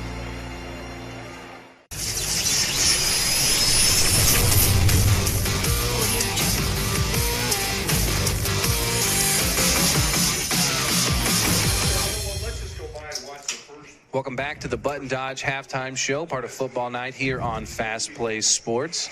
Kokomo trailing Marion 7-6 after the first half. I'm Devin Schott alongside Jimbo Rail. Jimbo, let's change gears a little bit. We talked about everything in this game. I mean, it was a couple plays, really quick, and then a lot of defense and no offense whatsoever. So let's change pace a little bit and talk about something the Kokomo community learned today about a new basketball team coming to the city. The Kokomo Bobcats from the TBL, the Basketball League, they will be starting their season in March here in Kokomo. Now this is professional basketball. You've got the NBA, you've got the G League, and then you've got the TBL. So the players that play in the TBL, they are fully professional, paid basketball players. Will there be tryouts, and how can I try my hand in that? Well, we could maybe get you a tryout as like the PA announcer, like Reb Porter from the Pacer days. I'll tell you what, I haven't played basketball since Pat Kroom told me you couldn't slide a Visa card under your vertical. I heard that, and I said, you know what, it's time to focus on the other two. You know one thing you could do, though? What's that? I knew you could finger roll. I don't know. I heard you had to finger roll. I was more of a Phil Cox power dribble, pivot, go up with two hands strong. That's how my points came. Well, the tryouts are actually, they have combines all through the state of Indiana. They'll have 5. They'll have like one in the region area, one in Fort Wayne, one central Indiana, Evansville, and maybe over by the Richmond area. And they will be playing all of their home games at Memorial Gymnasium. Well, that's the plan. Okay. It's not set in stone yet, but that's the plan. And with teams all over the country, I mean, all the way from California to upstate New York. How many games are we talking for the schedule? There's a 24-game season. Okay. 12 home games, 12 road games. But with 32 teams in the league, it's what where they want to get to. They've got 21 right now. With 32, you can have a lot of the games in your region, so there's not a whole lot of money spent on travel. Then once the playoffs start, that's when the travel would come into it. And we already know who the head coach is, correct? We do not know who the head coach is yet. Okay. So we're still working on that. We we have everything else lined up, name, team owners. Tell us a little bit about the owner. The team actually has 2 owners. One's Mark Jansen, he's well known around the Kokomo area. If you need tax or asphalt done, that's your guy. Former Kokomo Wildcat. And then Jeff Beeler, him and his wife, Sandy Beeler. Mark's wife, Kristen, is also involved, even husband and wife. You got to get them both in there. But Jeff and Sandy Beeler are also owners. Jeff's a businessman here in Kokomo, and his wife's a doctor here in Kokomo. So, great family. Excited to see it. I mean, professional basketball. I mean, there's a chance we could see some Kokomo guys. Are there any Kokomo guys that... You know, we've reached out to DJ Valentine and Brandon Wood and Taylor Person. DJ Valentine just announcing his retirement from professional basketball, essentially last Saturday. Well, we're trying to get DJ on as a player coach. So that's a good deal. Yeah. He's signed on to coach IUK. IUK, yeah. He's taken over for Roosevelt Jones. Former Butler basketball player, helped with the Cougars a couple seasons. It'd be exciting to see DJ in the mix right there. Got some more stats in here. And Terry Downham just delivering stats to the table right now. And these stats are so amazing. I don't even know what I'm looking at, Terry. Special thanks to Terry and his crew. I mean, when you talk about professional stats, I mean, you don't expect this kind of treatment at the high school level. No, you're given papers that break down things that most people just don't even care. This is top-notch college level right here.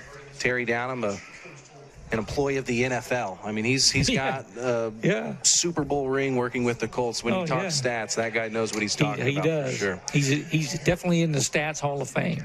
Well, we've got about a minute, or we'll say, I think they're going to reset it to 3 minutes after this. So we've got about 5 minutes until the start of the second half. We'll step away again, recognize some sponsors, and be back with the rest of our Button Dodge halftime show. When we come back, you're watching Football Night here on Fast Play Sports.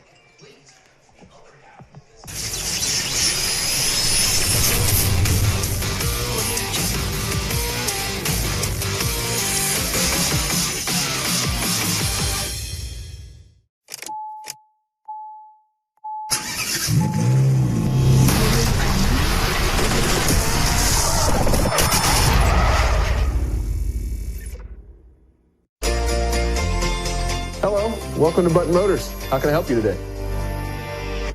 Great news. Looks like we found exactly what you've been looking for. Also comes with a lifetime powertrain warranty, just like the rest of our vehicles.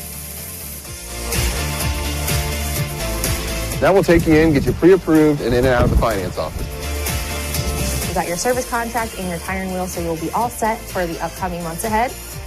Congratulations. Enjoy your new ride. Summer clearance event, now at Button.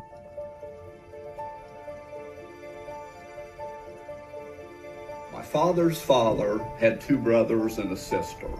His older sister, Hazel, had married a man named Jim Yunker, and he was involved in the bottling business early on, as early as 1906 in Indianapolis, and he sold flavors. He would have had grape, cream soda, blood orange, ginger ale. In 1915, he got the franchise for Coca-Cola in Indianapolis. So then we fast forward 20 years later to 1935, Jim Yunker approached my grandfather and his 2 brothers and said the franchises in Kokomo, Logansport, and Peru are available for sale, and you guys want this. Trust me, you want to get in the Coca-Cola business.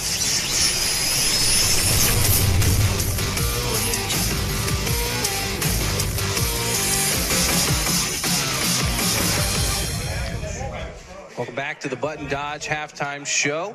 You're watching Football Night on FastPlaySports, an affiliate of IHSAA TV and the IHSAA Champions Network. I'm Devin Schott alongside Jimbo Rail.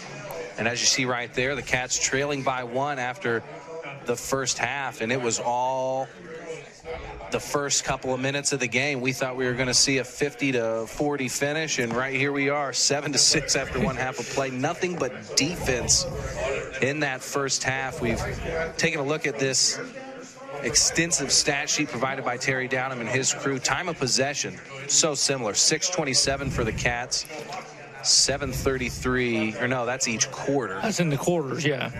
So for the game, it's 14 minutes for Marion and 10 for Kokomo. These stats are almost the exact opposite of last week against Plymouth. Kokomo's got 178 total yards to 62 for Marion. The Kokomo's getting beat. One thing on this stat sheet that sticks out to me is there's only been 2 penalties called in this entire game, both on Marion for 18 yards. One was an unsportsmanlike. So that's not really. And the other one was it a hold or? I can't even remember what it was, but this has just been a lot of running. Both of these teams run for about 70% of their offense. And, I mean, it's just been defense. Neither team doing anything on the ground. Kokomo kind of broke it up a little bit there late, spread things out a little bit, saw a couple of completed passes. I'm interested to see how Kokomo starts this second half. They won the toss, deferred to the second half. Marion elected to receive, so Kokomo will receive to start this second half. But what are they going to do offensively to start this thing off? Well, hopefully get a little more offense from Marion, and then Kokomo's just going to have to keep playing that great defense that they're playing. Here's Kokomo's possessions broken down. Turnover on downs, turnover on downs. Punt, punt, fumble, punt, interception.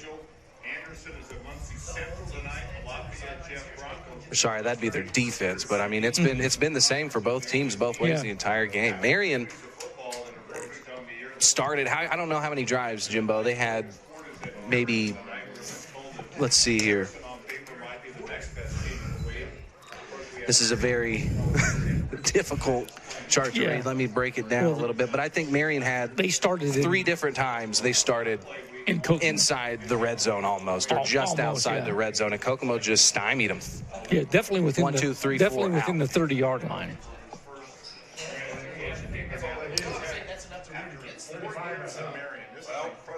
Marion kicking it off to start the second half. We're going to have Deshaun Coleman to Shai Stewart, and Ples Lawrence in the middle, back to return.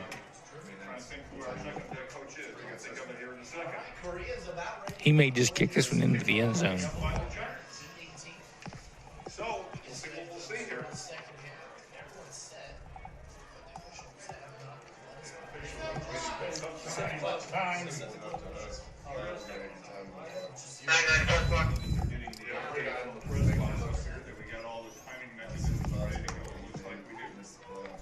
Clock is set. We're ready to go. There's the official whistle, and the second half is now underway. Kick's going to go over Kokomo's head, and that's going to bounce in the end zone for a touchback. That is a booming kick at the high school level. I knew he got a good leg. Does he play soccer? He probably does. They're bringing it back. What are they?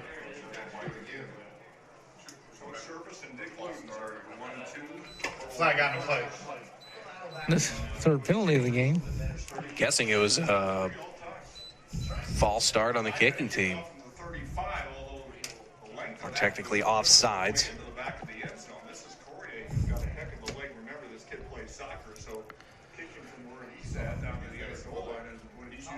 And they'll just back it up 5 yards and re-kick right here. So now their opportunity for the Cats to possibly return one here.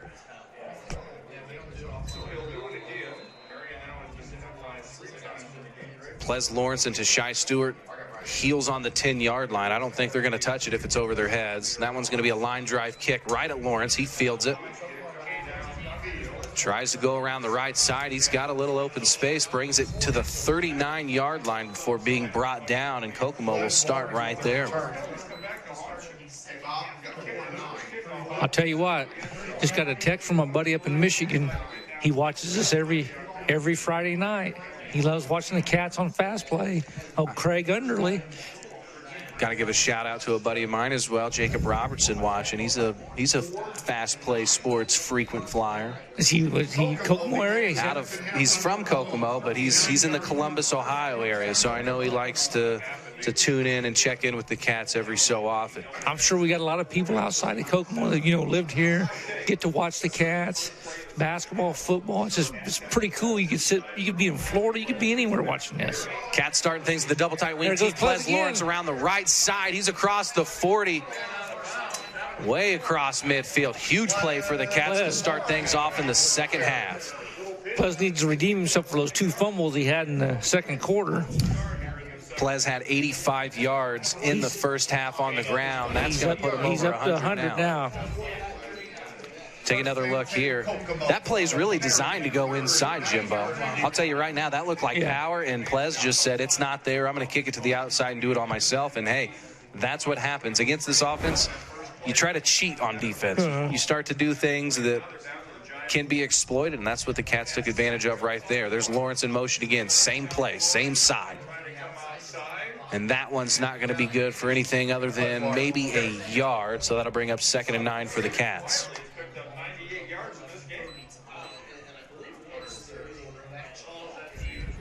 End of a yard on the play. 2nd down Kokomo from the 38. Barker bringing the play back into the huddle.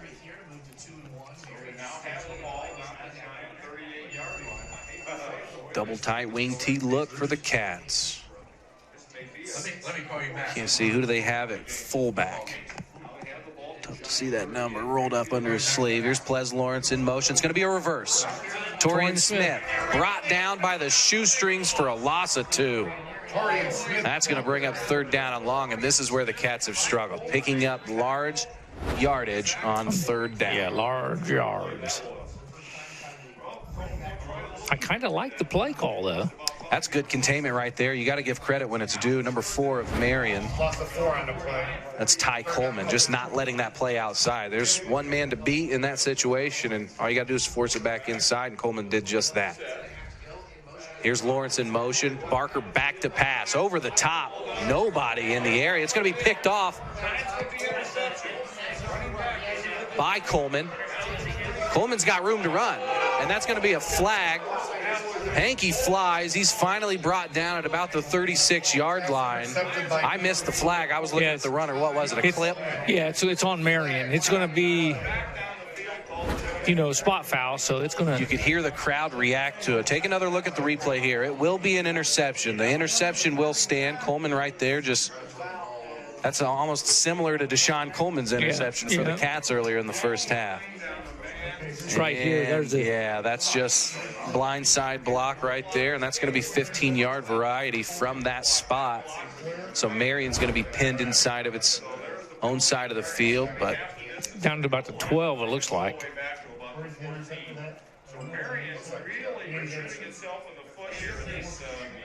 Now I don't know if he's given a warning for that specific type of penalty. I forget. I feel like in the last few years they've implemented something where it's like you can only get one of those penalties, and if you get another, you're done. So that's possible. I'm not sure if there's a different variation of that type of penalty, what was awarded or not. It's tough to keep up with the ever-changing landscape of high school rules. Yeah, high school. Really at any level, yeah. Even in basketball, the rules since I've played, there's so many different rules that have changed. And so Marion at their own 14-yard line to start. First drive of the second half. First and 10, Marion. Very stagnant offense for the Giants in the first half, only picking up a total of 62 yards. Well, it looks like QB's out for the rest of this game. Might have been on that play you were talking about. Silman's going to get the carry on that first play, and he's going to pick up about 4, maybe 5 yards. So Marion moving the ball on first.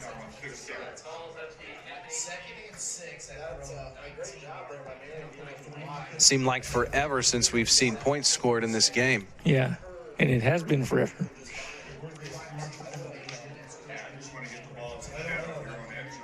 Richardson hands it off. That's Silman. And he's going to be brought down short of the first down, about 3 yards short. 3rd and 3 coming up.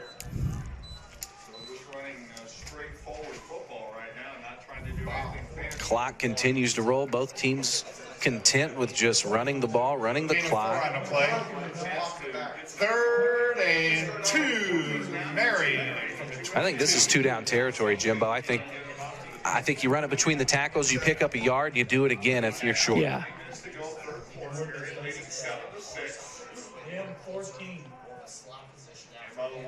Richardson, ooh, they're going to pass. And he's going to go deep. He's got the slant open. He's got his man. That's Balfour. Inside the 20, or inside the 30. Cutting back again, and he's going to be brought down right at about the 20-yard line. Huge play on the slant from the Giants. We talked about his pass. We could tell that guy has an arm. Yeah. You could just tell the way he throws that ball. That ball was delivered exactly where it needs to go. And there was a couple defenders in the area just not able to clamp down on it. Take another look here. Richardson gets his feet set, and yeah, he delivers a good ball. That's right there. Deshaun Coleman just a little bit behind him. Marion from the 19. Marion getting it done through the air when they need to. Marion's been here a few times already today and hasn't been successful on the offensive side. Malachi again. That one's going to be a good gain, probably 6 yards on first down. That was a big momentum swing right there with that pass. Clock's going to stop. Looks like an official timeout. There's a Kokomo player down on the field. And that's probably a stinger by the looks of it. That's Tyrese Tucker right there. That's a guy that's been everywhere for this Cats defense so far in this game. Had 6 tackles just through the first half. And they're going to have to send somebody in. And it looks like he's favoring that shoulder. That's never fun. You ever had a stinger? Never had a stinger. I remember the first time I thought I was paralyzed for a second. It makes your entire, whichever side, just goes numb. And you feel like, I mean, it's the weirdest sensation. I can't even describe it. Happened in practice one time going up against Dylan Green. That's a lot of man to move. Handoff inside to Silman. A lot of blue defenders around. And the somehow ball's Kokomo's got the ball. How does Kokomo come up with that ball? Wait for the official ruling. It's Cats football. I got to see the replay of that. Is that Miles Lenore's second fumble recovery? Did he just steal that out of his arms? I think he just took it right out of his arms. Thank you. Come again. Let's see it. Just out of nowhere.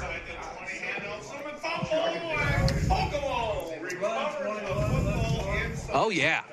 Did you see it? That's just Will right there. He got both hands in there, and he said, not today. That's my football. That's a big boy play right there, and exactly what Kokomo needed. I think Marion was going to score on that set of downs if that didn't happen right there, Jimbo.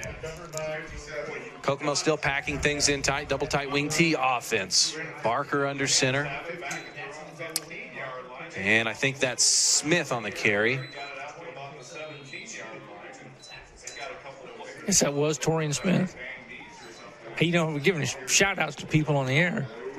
You need to give a shout-out to your favorite bus driver of all time, because she's watching tonight. Nancy Rail. Yeah. That woman is a saint. Seriously, the nicest woman in the world. She loves listening and watching us on Fast Play Sports. Makes me want to go out to the end of my driveway on Lincoln Road and drive down to Maple Crest. Those are memories, man. Nancy, we appreciate you watching. Lawrence in motion. He catches the pitch. High pitch, and he's got room to run. He's downhill. You know, we said the first week, and we kind of said it a little bit last week. Plez for Prez. Plez for Prez, baby. Get your votes in. Election's coming up. Just like Napoleon Dynamite. You got to get the shirts out, say vote for Plez. And vote for Pedro.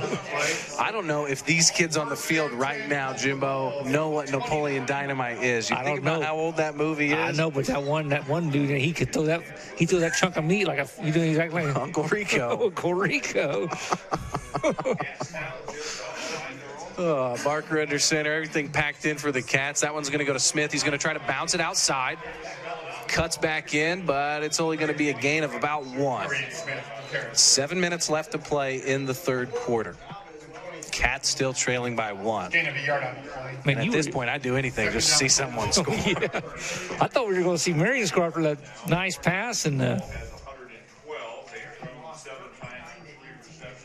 this game is going by quick. It's not even 8:30 yet. It's just now 8:30. And wife's going to be happy about that, Jimbo. Here we go. Lawrence in motion again.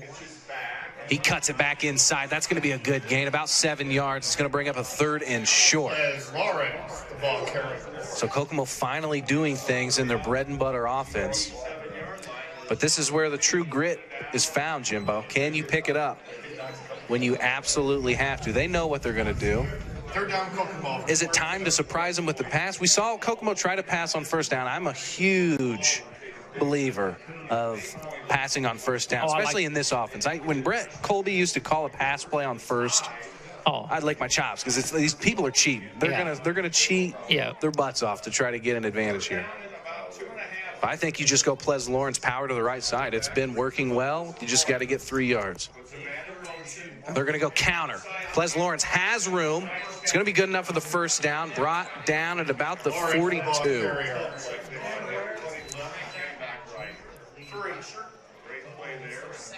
I'll tell you what, Plez might be another 150, 200-yard game tonight. 5 on the play. 1st down. We haven't seen a lot of Tashai Stewart at the wingback position. No. Tough to go both ways. I could barely do it. I could barely run offense. Here's Lawrence again.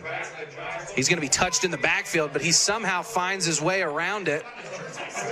Unbelievable. A lot of work right there. There's a flag down, too. I don't know what.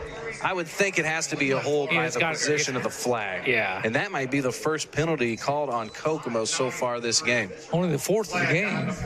They had Plez by his shirt tail. 5-yard loss after all. That could have been even more. They got him all the way back at the 39-yard line. We'll see what the call is here.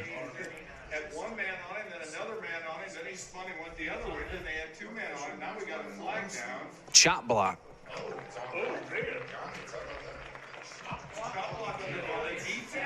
So it was on Marion. Well, you can't go low. I know that.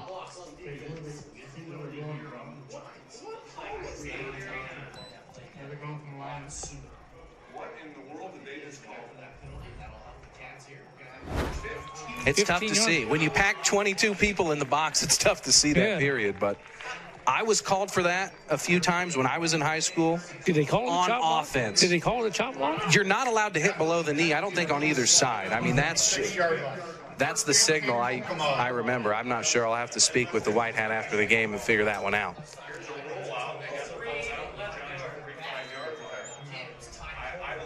I actually know the white hat quite well on this officiating crew. Oh, you do? I do.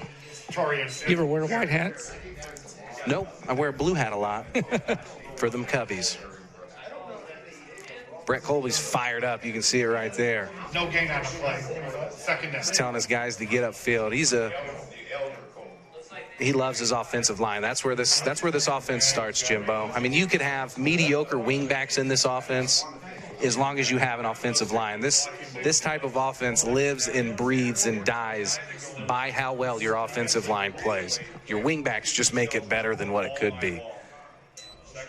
Here's Smith going around to the left. He tries to cut it upfield, and that's going to be a gain of about 1. Clock moving in on 4 minutes left to play in the third.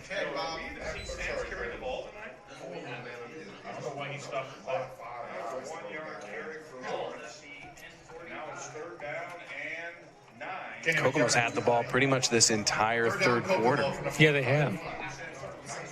And yet there's no points on the board.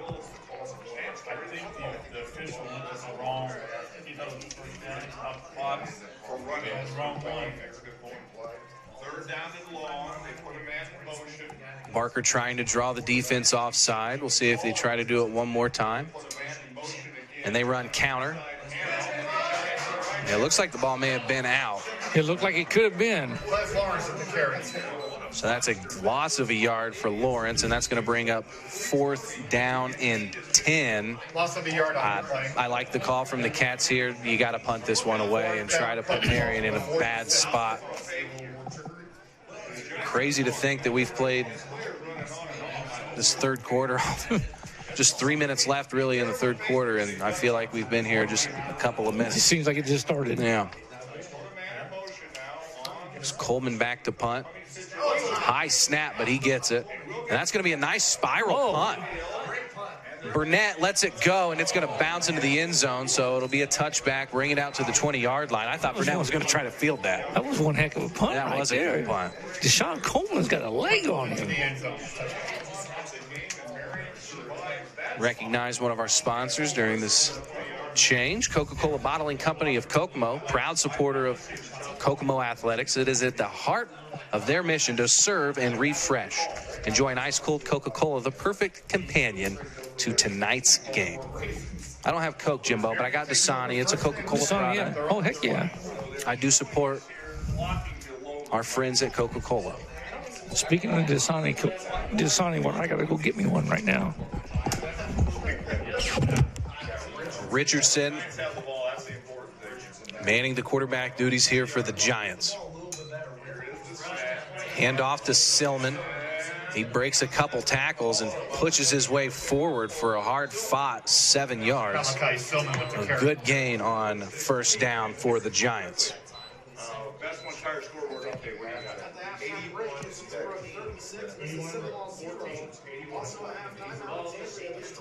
Gain of 7 on the play.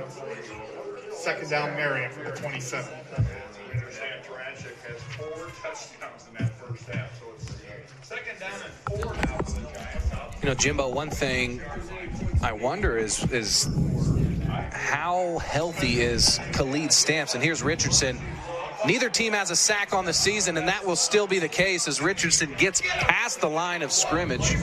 He almost got after the first down. He did. That was a good job keeping that on his feet. But we talked about Khalid Stamps and his broken wrist. He missed the first game, but they tried to ease him back in last week. But I don't think we have seen him in this game at all, have we? He was in right at the start, he was. But hasn't returned since. You got to wonder if his hand or wrist is giving him some fits. He had 5 carries last week against Lawrence North, including a 54-yard big gain. First down and 10 for the Giants. Under 2 minutes to play here in the third quarter. Silman at tailback. He gets the handoff. He's inside. He's going to be tripped up around the line of scrimmage and gains 1. I think they gave him the first down there, so this will bring up second down in about they give him the 9. front on the last play. Yeah. Yep.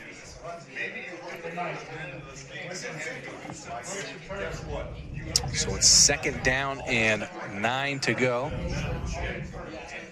Gain of 2 on the play, second down. Haven't seen points scored in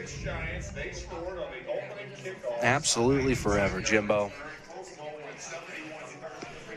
We've gone basically 3 quarters with no score. You're right. Both of those touchdowns happened in the first couple minutes. Yeah, 1 minute. Of the first. Pass looks like it was caught, and they will call it a completed pass, just a couple yards short of the first down, so 3rd and short coming up. That guy's got an arm on him. He does. I mean, he just, it's a bullet right in there. That's just a quick 2-step drop and a delivery. Bam. Gain of 6 on the play. Has to play baseball, wouldn't you think? Yeah, I would think With so. an arm like that. Marion from the 38. Marion taking their time, getting the play call in. Kokomo's been very good on 3rd down so far this game. Handoff inside to Silman. And that's going to be good enough for the first down. Good spot. Heck of a tackle by, I think it was Tashai Stewart came in there and cleaned it up, but it was a first down nonetheless. It's going to move the chains. Clock will stop as those guys get downfield. And watch here. Boom. Tashai Stewart just cleaning that up. From the row, 41.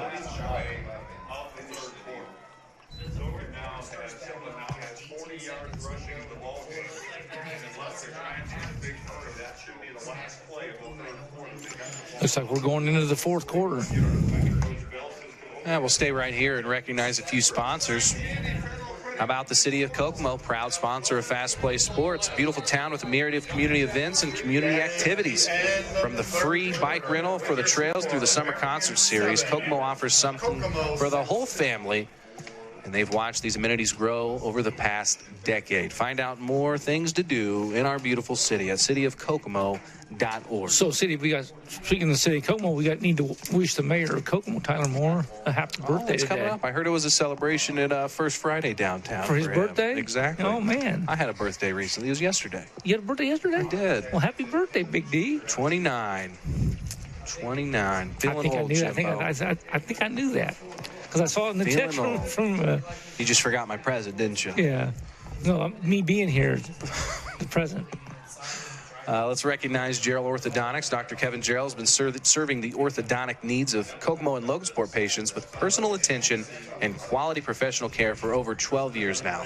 They've got 2 state-of-the-art facilities in Kokomo and Logansport, and they offer free consultation. Find out more at geraldortho.com. Also, Button Dodge, Jeep, Chrysler, and Ram, located at 1220 East Boulevard Street in Kokomo. They're one of Indiana's biggest and best Dodge, Chrysler, Jeep, Ram dealerships.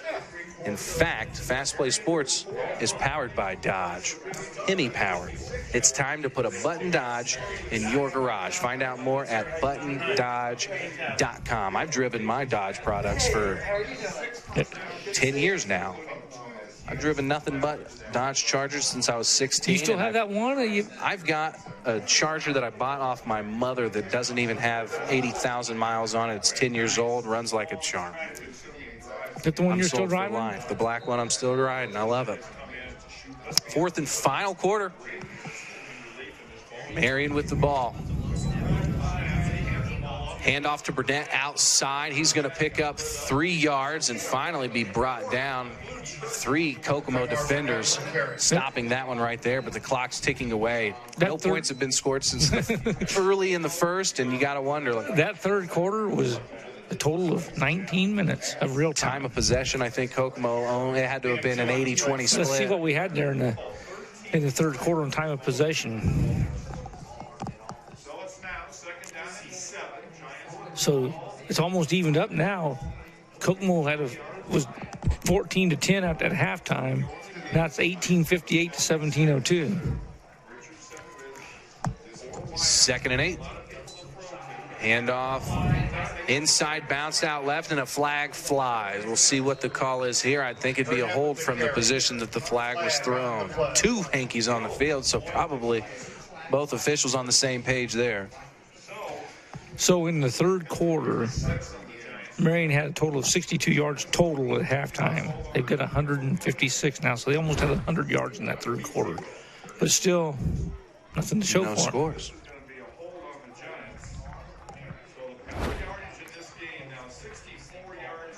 Kane Richardson's up to 65 yards passing on 2 of 4.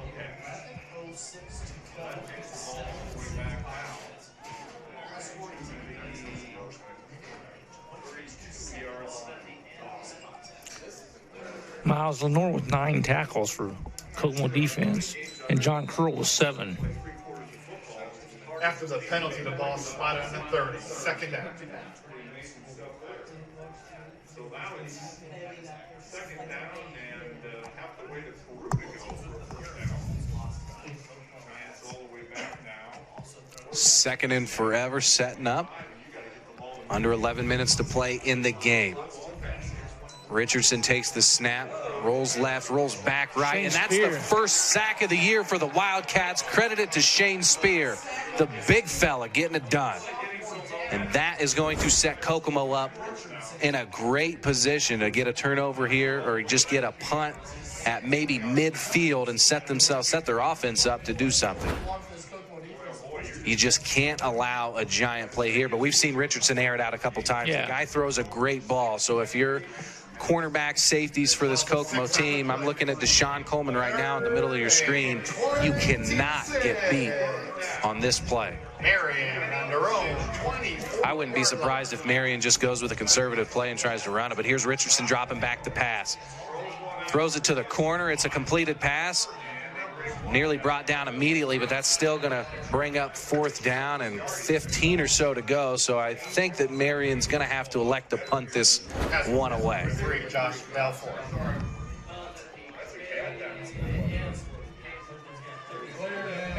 Gain of 22 on the play. Nice reception.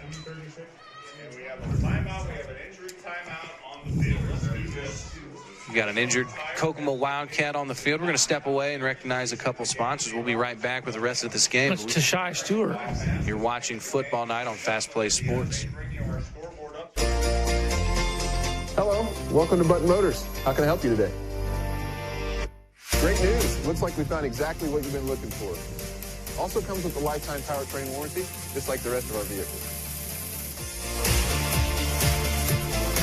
Now we'll take you in, get you pre-approved, and in and out of the finance office. You got your service contract and your tire and wheel, so you'll be all set for the upcoming months ahead. Congratulations. Enjoy your new ride. Summer clearance event, now at Button.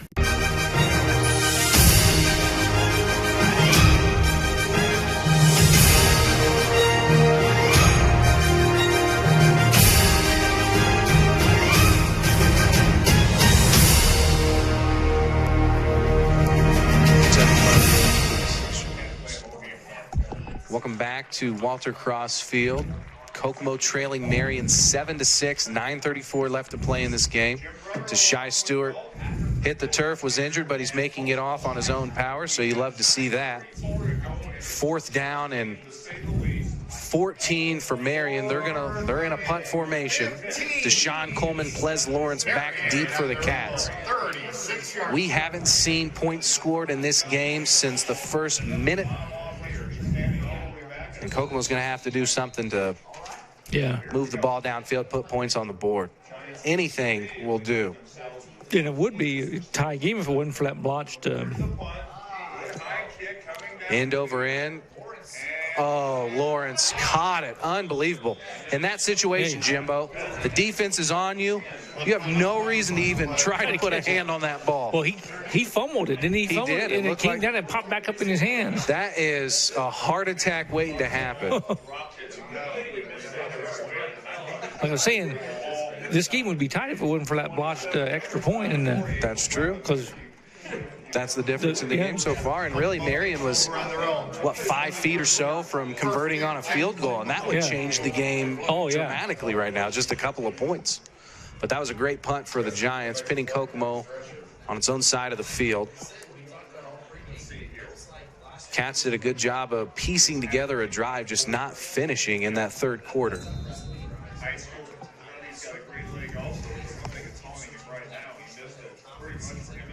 Be interesting to see if the Cats get in field goal range, if that's the call they go with. 1st down and 10. Hand off to Lawrence around the right side. And that's a good gain. 6 yards, maybe 7 on 1st down. 8, 9. That spot keeps moving up. Ples Lawrence. Nice run on 1st down, and that allows this Kokomo offense to operate the way it wants to. They gave him a little over 8 on that. Under 9 minutes to play in the game. 8 of 9 on the play. Second down, Kokomo. He's got about 7 yards on that carry, so it's now second down and about 3. He's just got it out to their own 35-yard line. They're getting strong with that 11 men in the backfield offense, and he can barely move back there.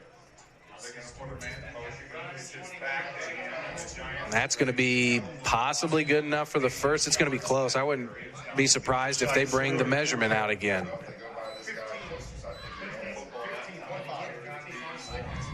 I think they're going to kill the clock and bring out the sticks here. This is a... it might be short. They're going to call it the first. Gain of a yard on the play. First down, Kokomo. First and 10. They're going to kill the clock. 37-yard line. Okay, roll it now. It's rolling. So many signals coming in.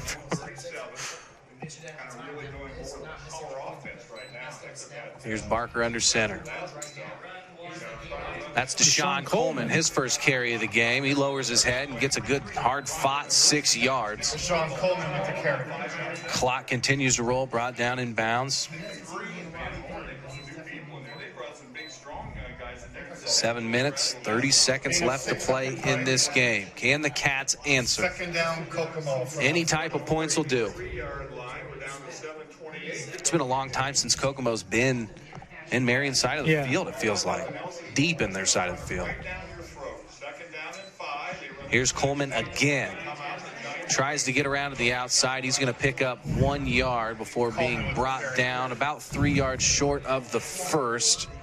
And this is probably the biggest play of the game, in my opinion. Definitely two-down territory. Big play right here, yeah.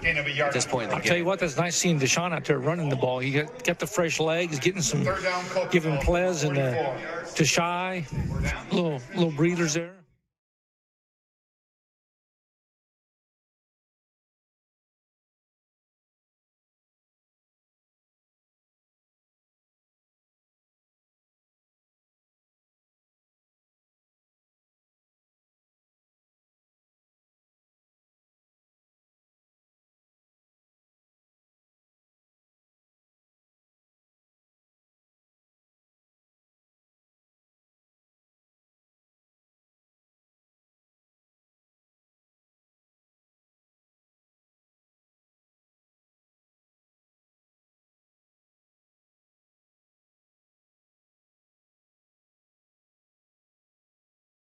Creative Financial Center. Our financial advisors look forward to serving you in the financial planning process. Creative Financial Center is the name of a building dedicated to providing individuals, families, businesses, and organizations with quality financial products and or services for the achievement of their goals and objectives through a network of associates committed to serving clients in a Christ-like manner by assisting them in the development of stewardship in their lives, believing that it profits a man nothing to gain the whole world and lose his soul. We look forward to seeing you.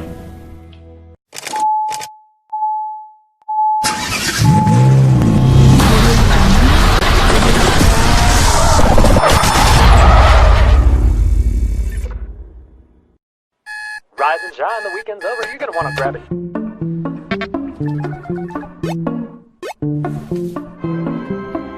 Nothing lasts forever, except for a warranty forever from Button Chrysler Jeep Dodge Ram. At Button Dodge in Kokomo, we make sure that you're ready for the unexpected. That's why our warranties last a lifetime, because you have plenty of worries. Your car shouldn't be one of them. Button's warranty forever, because no matter what happens down the road, we're always here.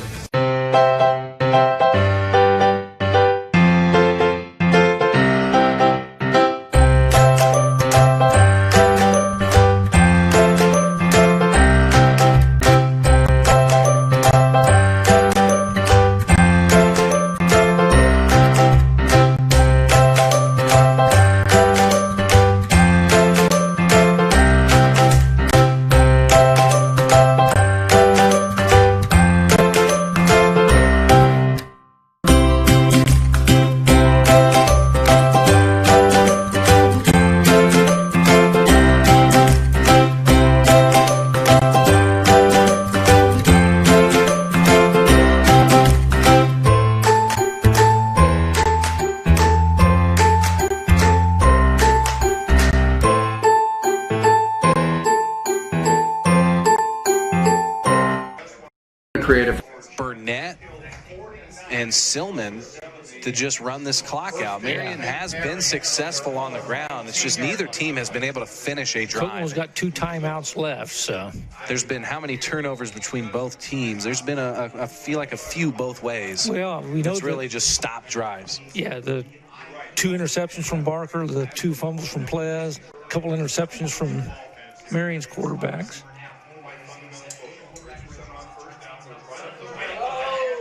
Silman has a lot of room to run, and that's going to be a huge first down. A big first down right there.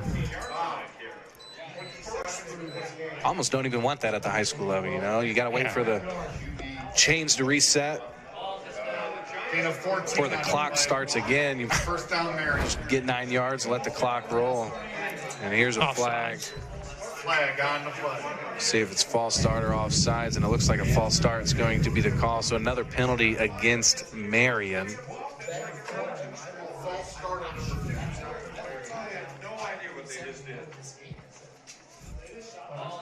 Why would they try to get that play off so quick? I don't know what that was all about.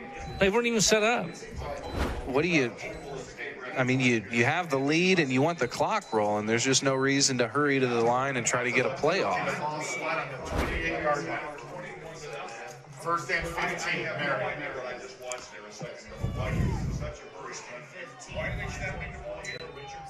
Oh, a little miscommunication in the backfield, and that's going to be a sack. Kate Richardson with the keeper. Loss of... Oh, huge loss right there. Yeah. 2nd and 16. Marion's shooting themselves in the foot right now. I mean, putting yourself in this position with 5 minutes left to play in this game after a giant pickup on first down. Kokomo needs a stop right here.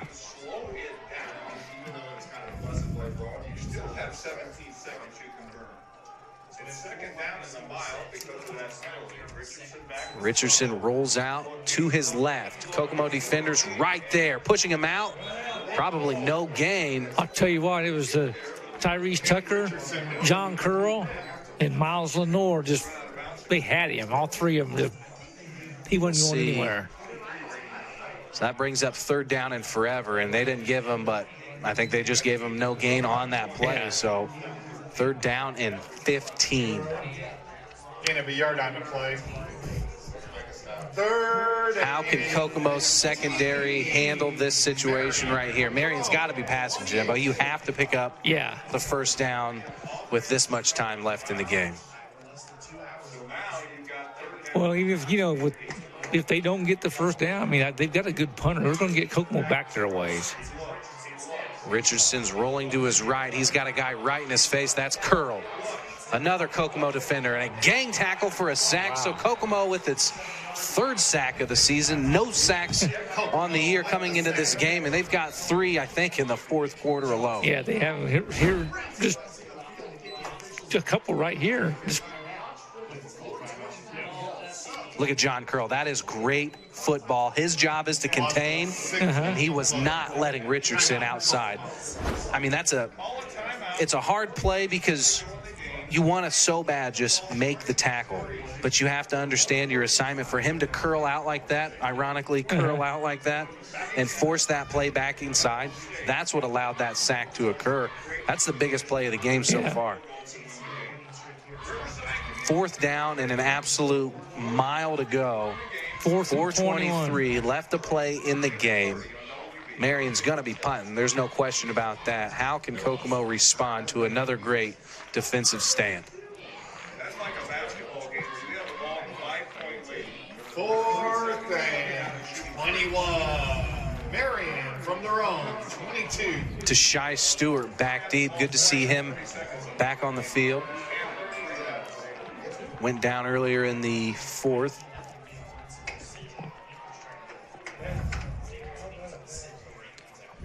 Marion's had a heck of a punting stat line on the game so far. Just through 3 quarters, their punter had 3 punts, 40-yard average, had a 52-yard punt. This J.D. Fagan, he can kick it. I mean, he'll change the game right here with a bomb.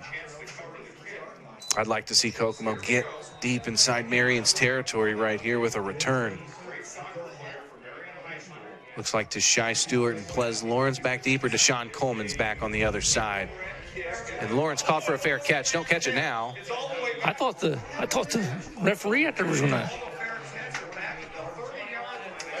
There was a fair catch called with nobody in the area.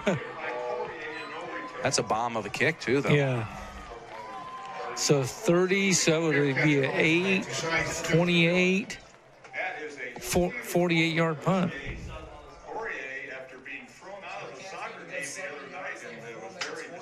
Kokomo takes over on their own 30-yard line.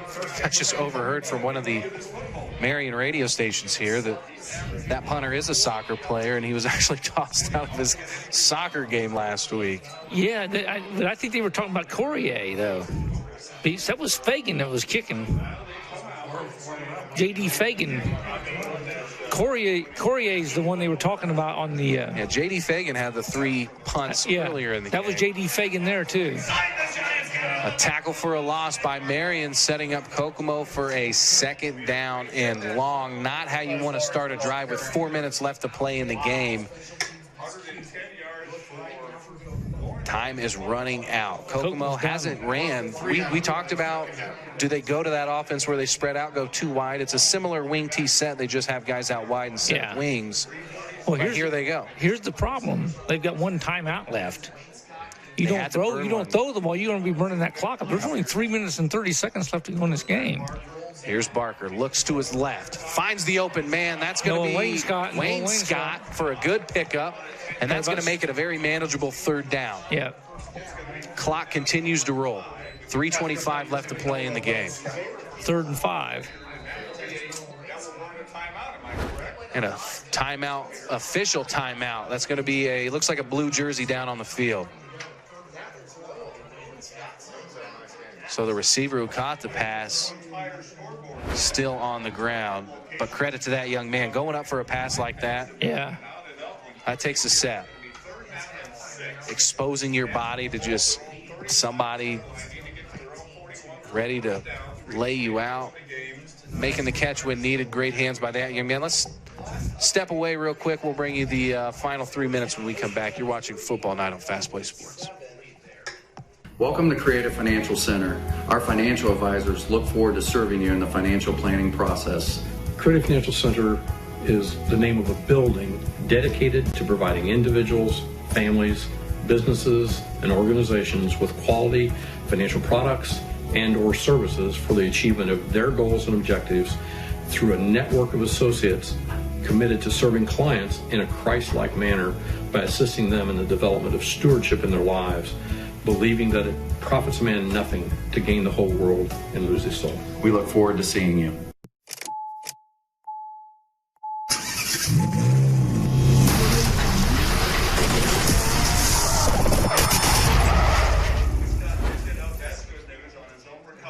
Welcome back live to Walter Cross Field. Cats trailing Marion 7-6. Noah Wayne Scott with a big catch on 2nd down and long, making a manageable 3rd down. He's going to have to take a seat.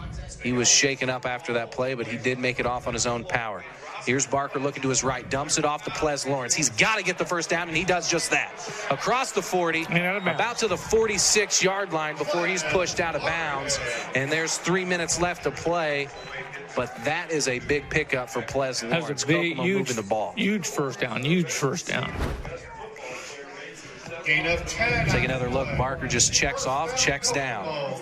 And that's just more will from Ples Lawrence right there, getting to the outside. 1st down and 10 for the Cats. Any kind of points will do.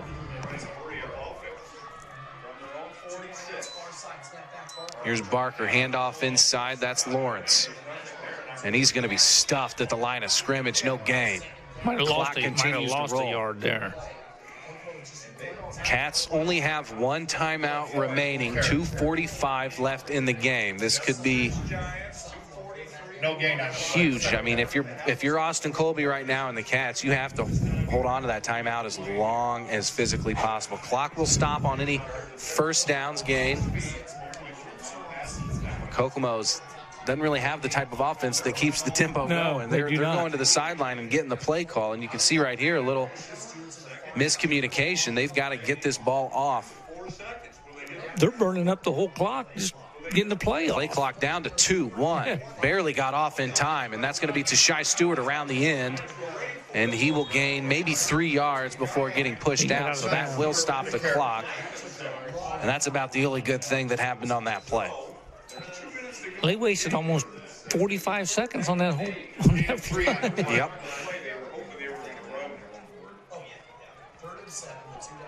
Third down, Kokomo.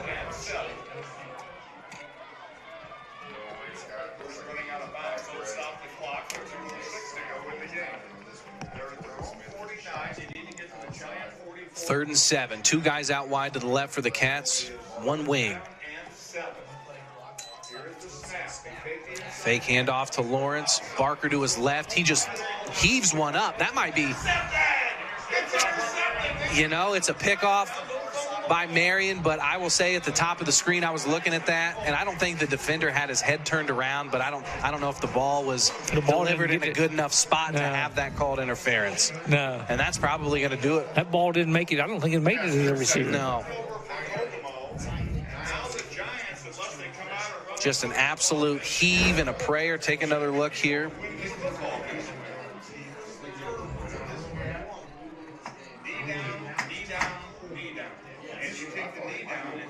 Just throwing it up. I mean, you can see the defender not having his head turned, but that ball's just got to be delivered in front. And maybe that's called. If that ball is in the area, it just wasn't a good ball. Ball at the 49-yard line. Marion on Kokomo's side of the field. Handoff inside to Burnett, I believe, was the carrier. Yep. Minute 43 left. Kokomo have a timeout. There's just not enough time left in this game. Marion can pretty much just eat up the rest of this game with a couple of kneels. Well, Kokomo's going to use that last time out here sometime. I think if you run the math, it only gives Kokomo... Yeah, now I think it's... there goes a flag. Delgado with the carry. Flag. That changes things a little bit.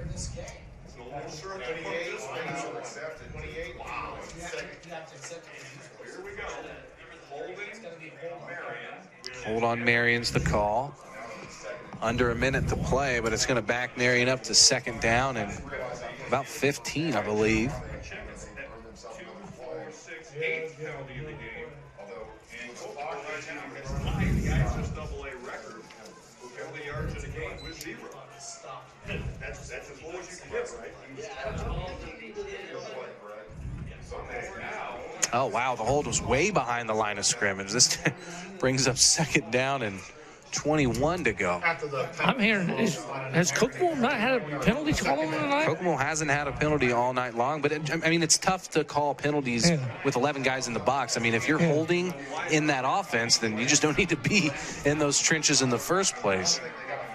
Hard to pick up penalties on defense, so I mean... How many games have you watched in football where there's not been a penalty called on a team? You know, I can't... When I played... I feel like late in the games there was always silly flags thrown to just eliminate us from laying it on people too thick. Yeah. But I mean, in this game, it's hard to hold somebody when you're foot-to-foot splits. I mean, there's a double team, a pulling guard.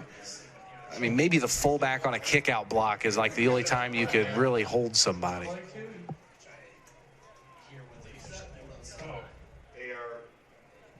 I think what they're doing, I think they're asking the Kokomo coach if he accepts. What's going on here? I don't know what's going on. 51. 51 seconds. The press box. 51 seconds. Good communication from Kokomo Athletic Director Nick Sale. I believe that's whose voice I'm hearing over the radio, relaying the message up top. So they're going to reset the clock to 51 seconds. 2nd and 21.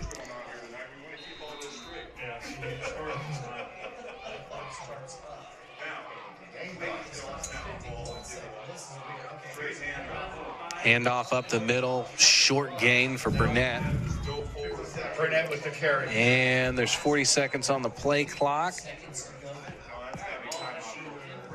Timeout called by the Cats. 45 seconds left in this game. We'll stay right here. You're watching Fast Play Sports, an affiliate of IHSAA TV and the IHSAA Champions Network. Cats trailing by 1, 45 seconds left in this game here at Walter Cross Field. First North Central Conference game of the season. And it's looking like Marion is going to walk out victorious here. Kokomo needs a prayer.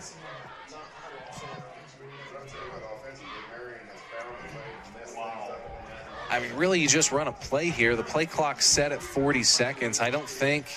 Yeah, it's I mean, you could run backwards for 6 seconds and just lay down on the ground, and this game's over, Jimbo. I don't know what Marion's going to do, but Kokomo really needs a fumbled snap and a return.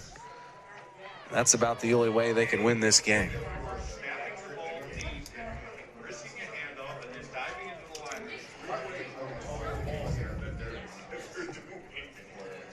This whole second half has only taken 40 minutes. So if the Giants can just get a snap off here and take a knee down, I think the game all but runs out, doesn't it? Yeah. seconds left. Or 5 seconds. Kokomo cannot possibly have it. What do you do, Jimbo? What's the call here?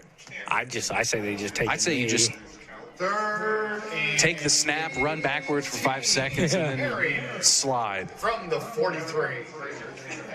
Let the clock run out that way. I mean, you just don't want to. You don't want to do anything where you could get a fumble or now this a is turnover. You're taking a shotgun snap in this situation. They haven't had a fumbled snap all game long, so. And they risk a handoff to Burnett, and he's going to take it around to the right side, and he's pushed out of bounds. Why would he run out of bounds? Burnett with the carry. I don't know. That stops. That's a mental mistake by the Giants because that brings up 4th down, and the clock is stopped and gives Kokomo 38 seconds Kokomo's going to work with. I'm sorry, I just saw the mark where they're trying to get the first down.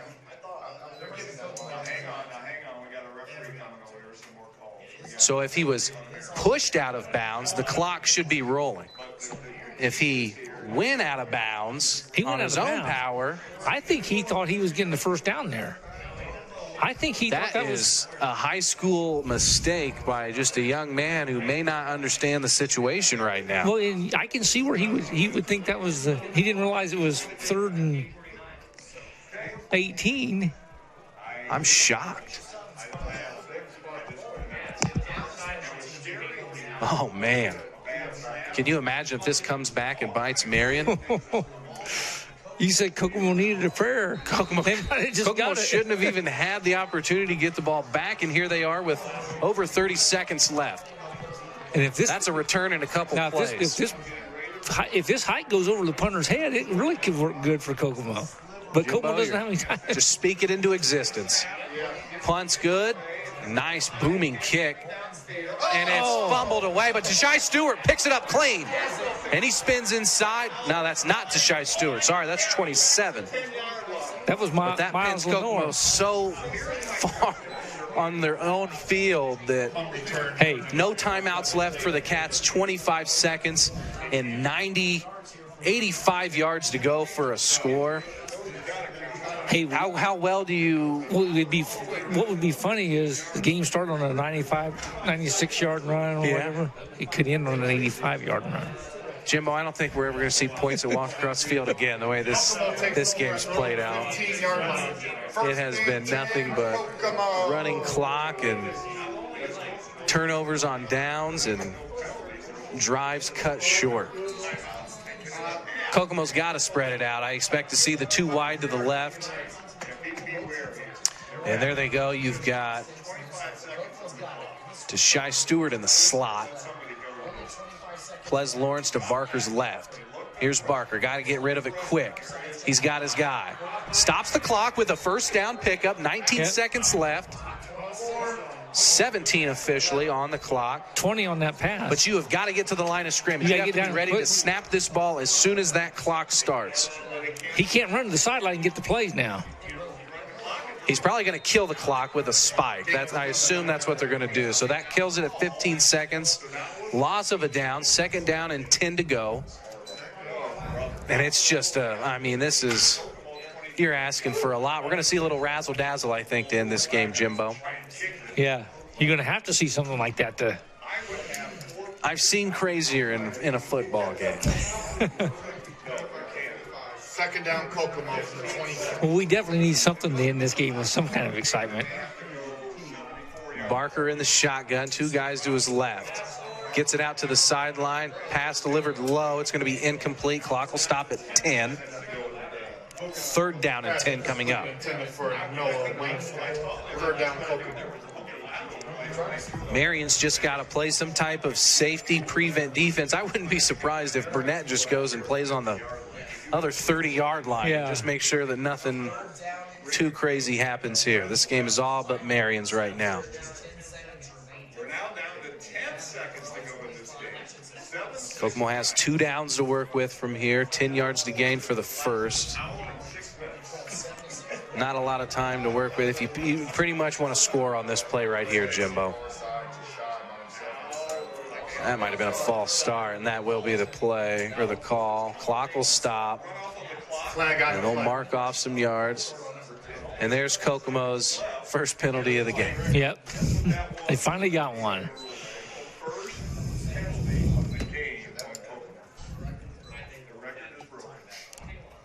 Takes it now back to the 21-yard line. Now there's 7 So it creates a third down and 15 opportunity. 7 seconds left. Jimbo, this isn't enough time for multiple plays.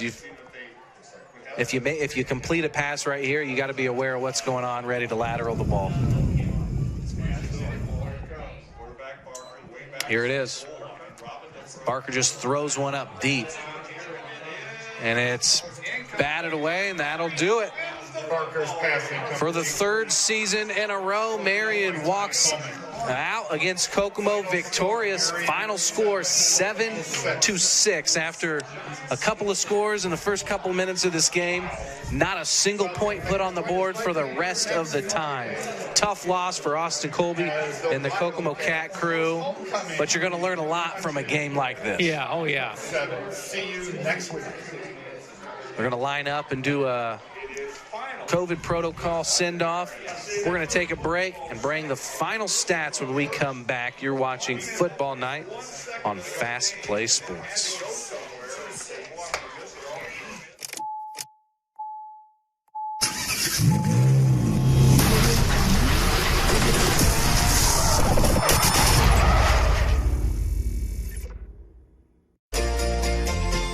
Hello, welcome to Button Motors. How can I help you today? Great news. Looks like we found exactly what you've been looking for. Also comes with a lifetime powertrain warranty, just like the rest of our vehicles. Now we'll take you in, get you pre-approved, and in and out of the finance office. You got your service contract and your tire and wheel, so you'll be all set for the upcoming months ahead. Congratulations. Enjoy your new ride. Summer clearance event, now at Button. Welcome to Creative Financial Center. Our financial advisors look forward to serving you in the financial planning process. Creative Financial Center is the name of a building dedicated to providing individuals, families, businesses, and organizations with quality financial products and or services for the achievement of their goals and objectives through a network of associates committed to serving clients in a Christ-like manner by assisting them in the development of stewardship in their lives, believing that it profits a man nothing to gain the whole world and lose his soul. We look forward to seeing you.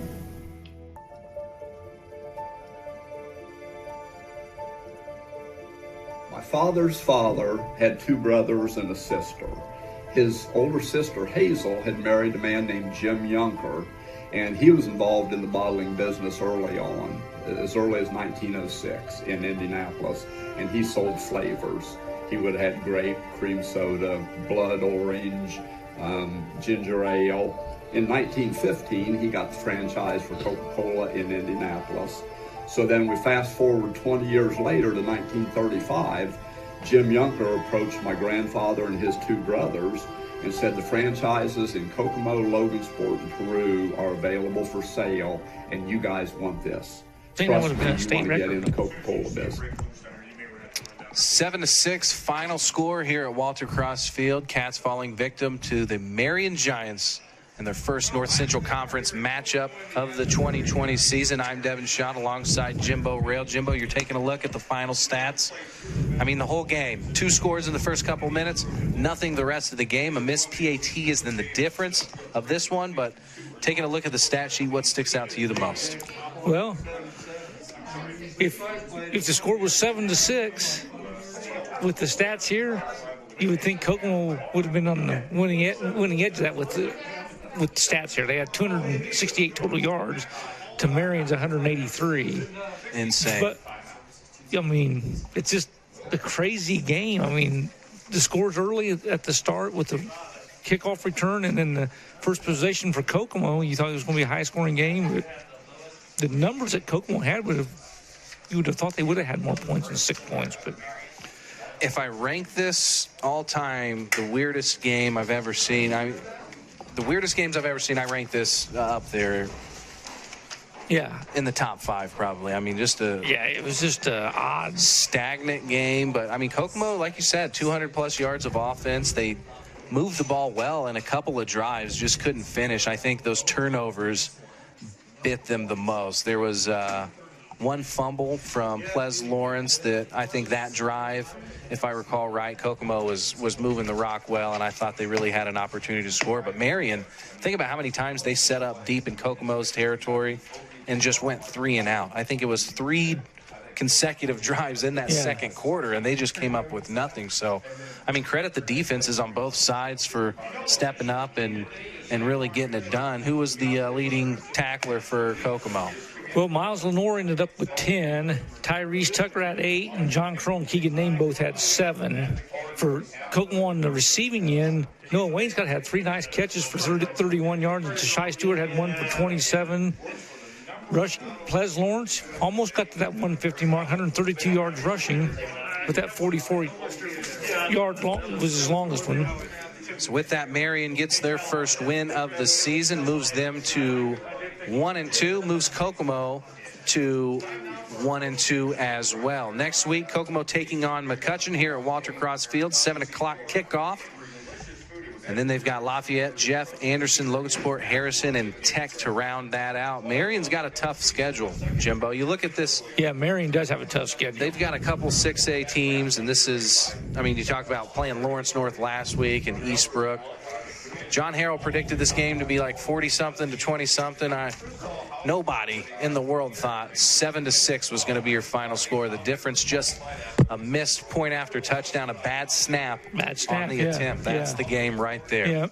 So we'll see you next week. That's going to do it for us. I'm Devin Schott alongside Jimbo Rail. And for everybody here at Fast Play Sports, thanks for watching. We are Fast Play.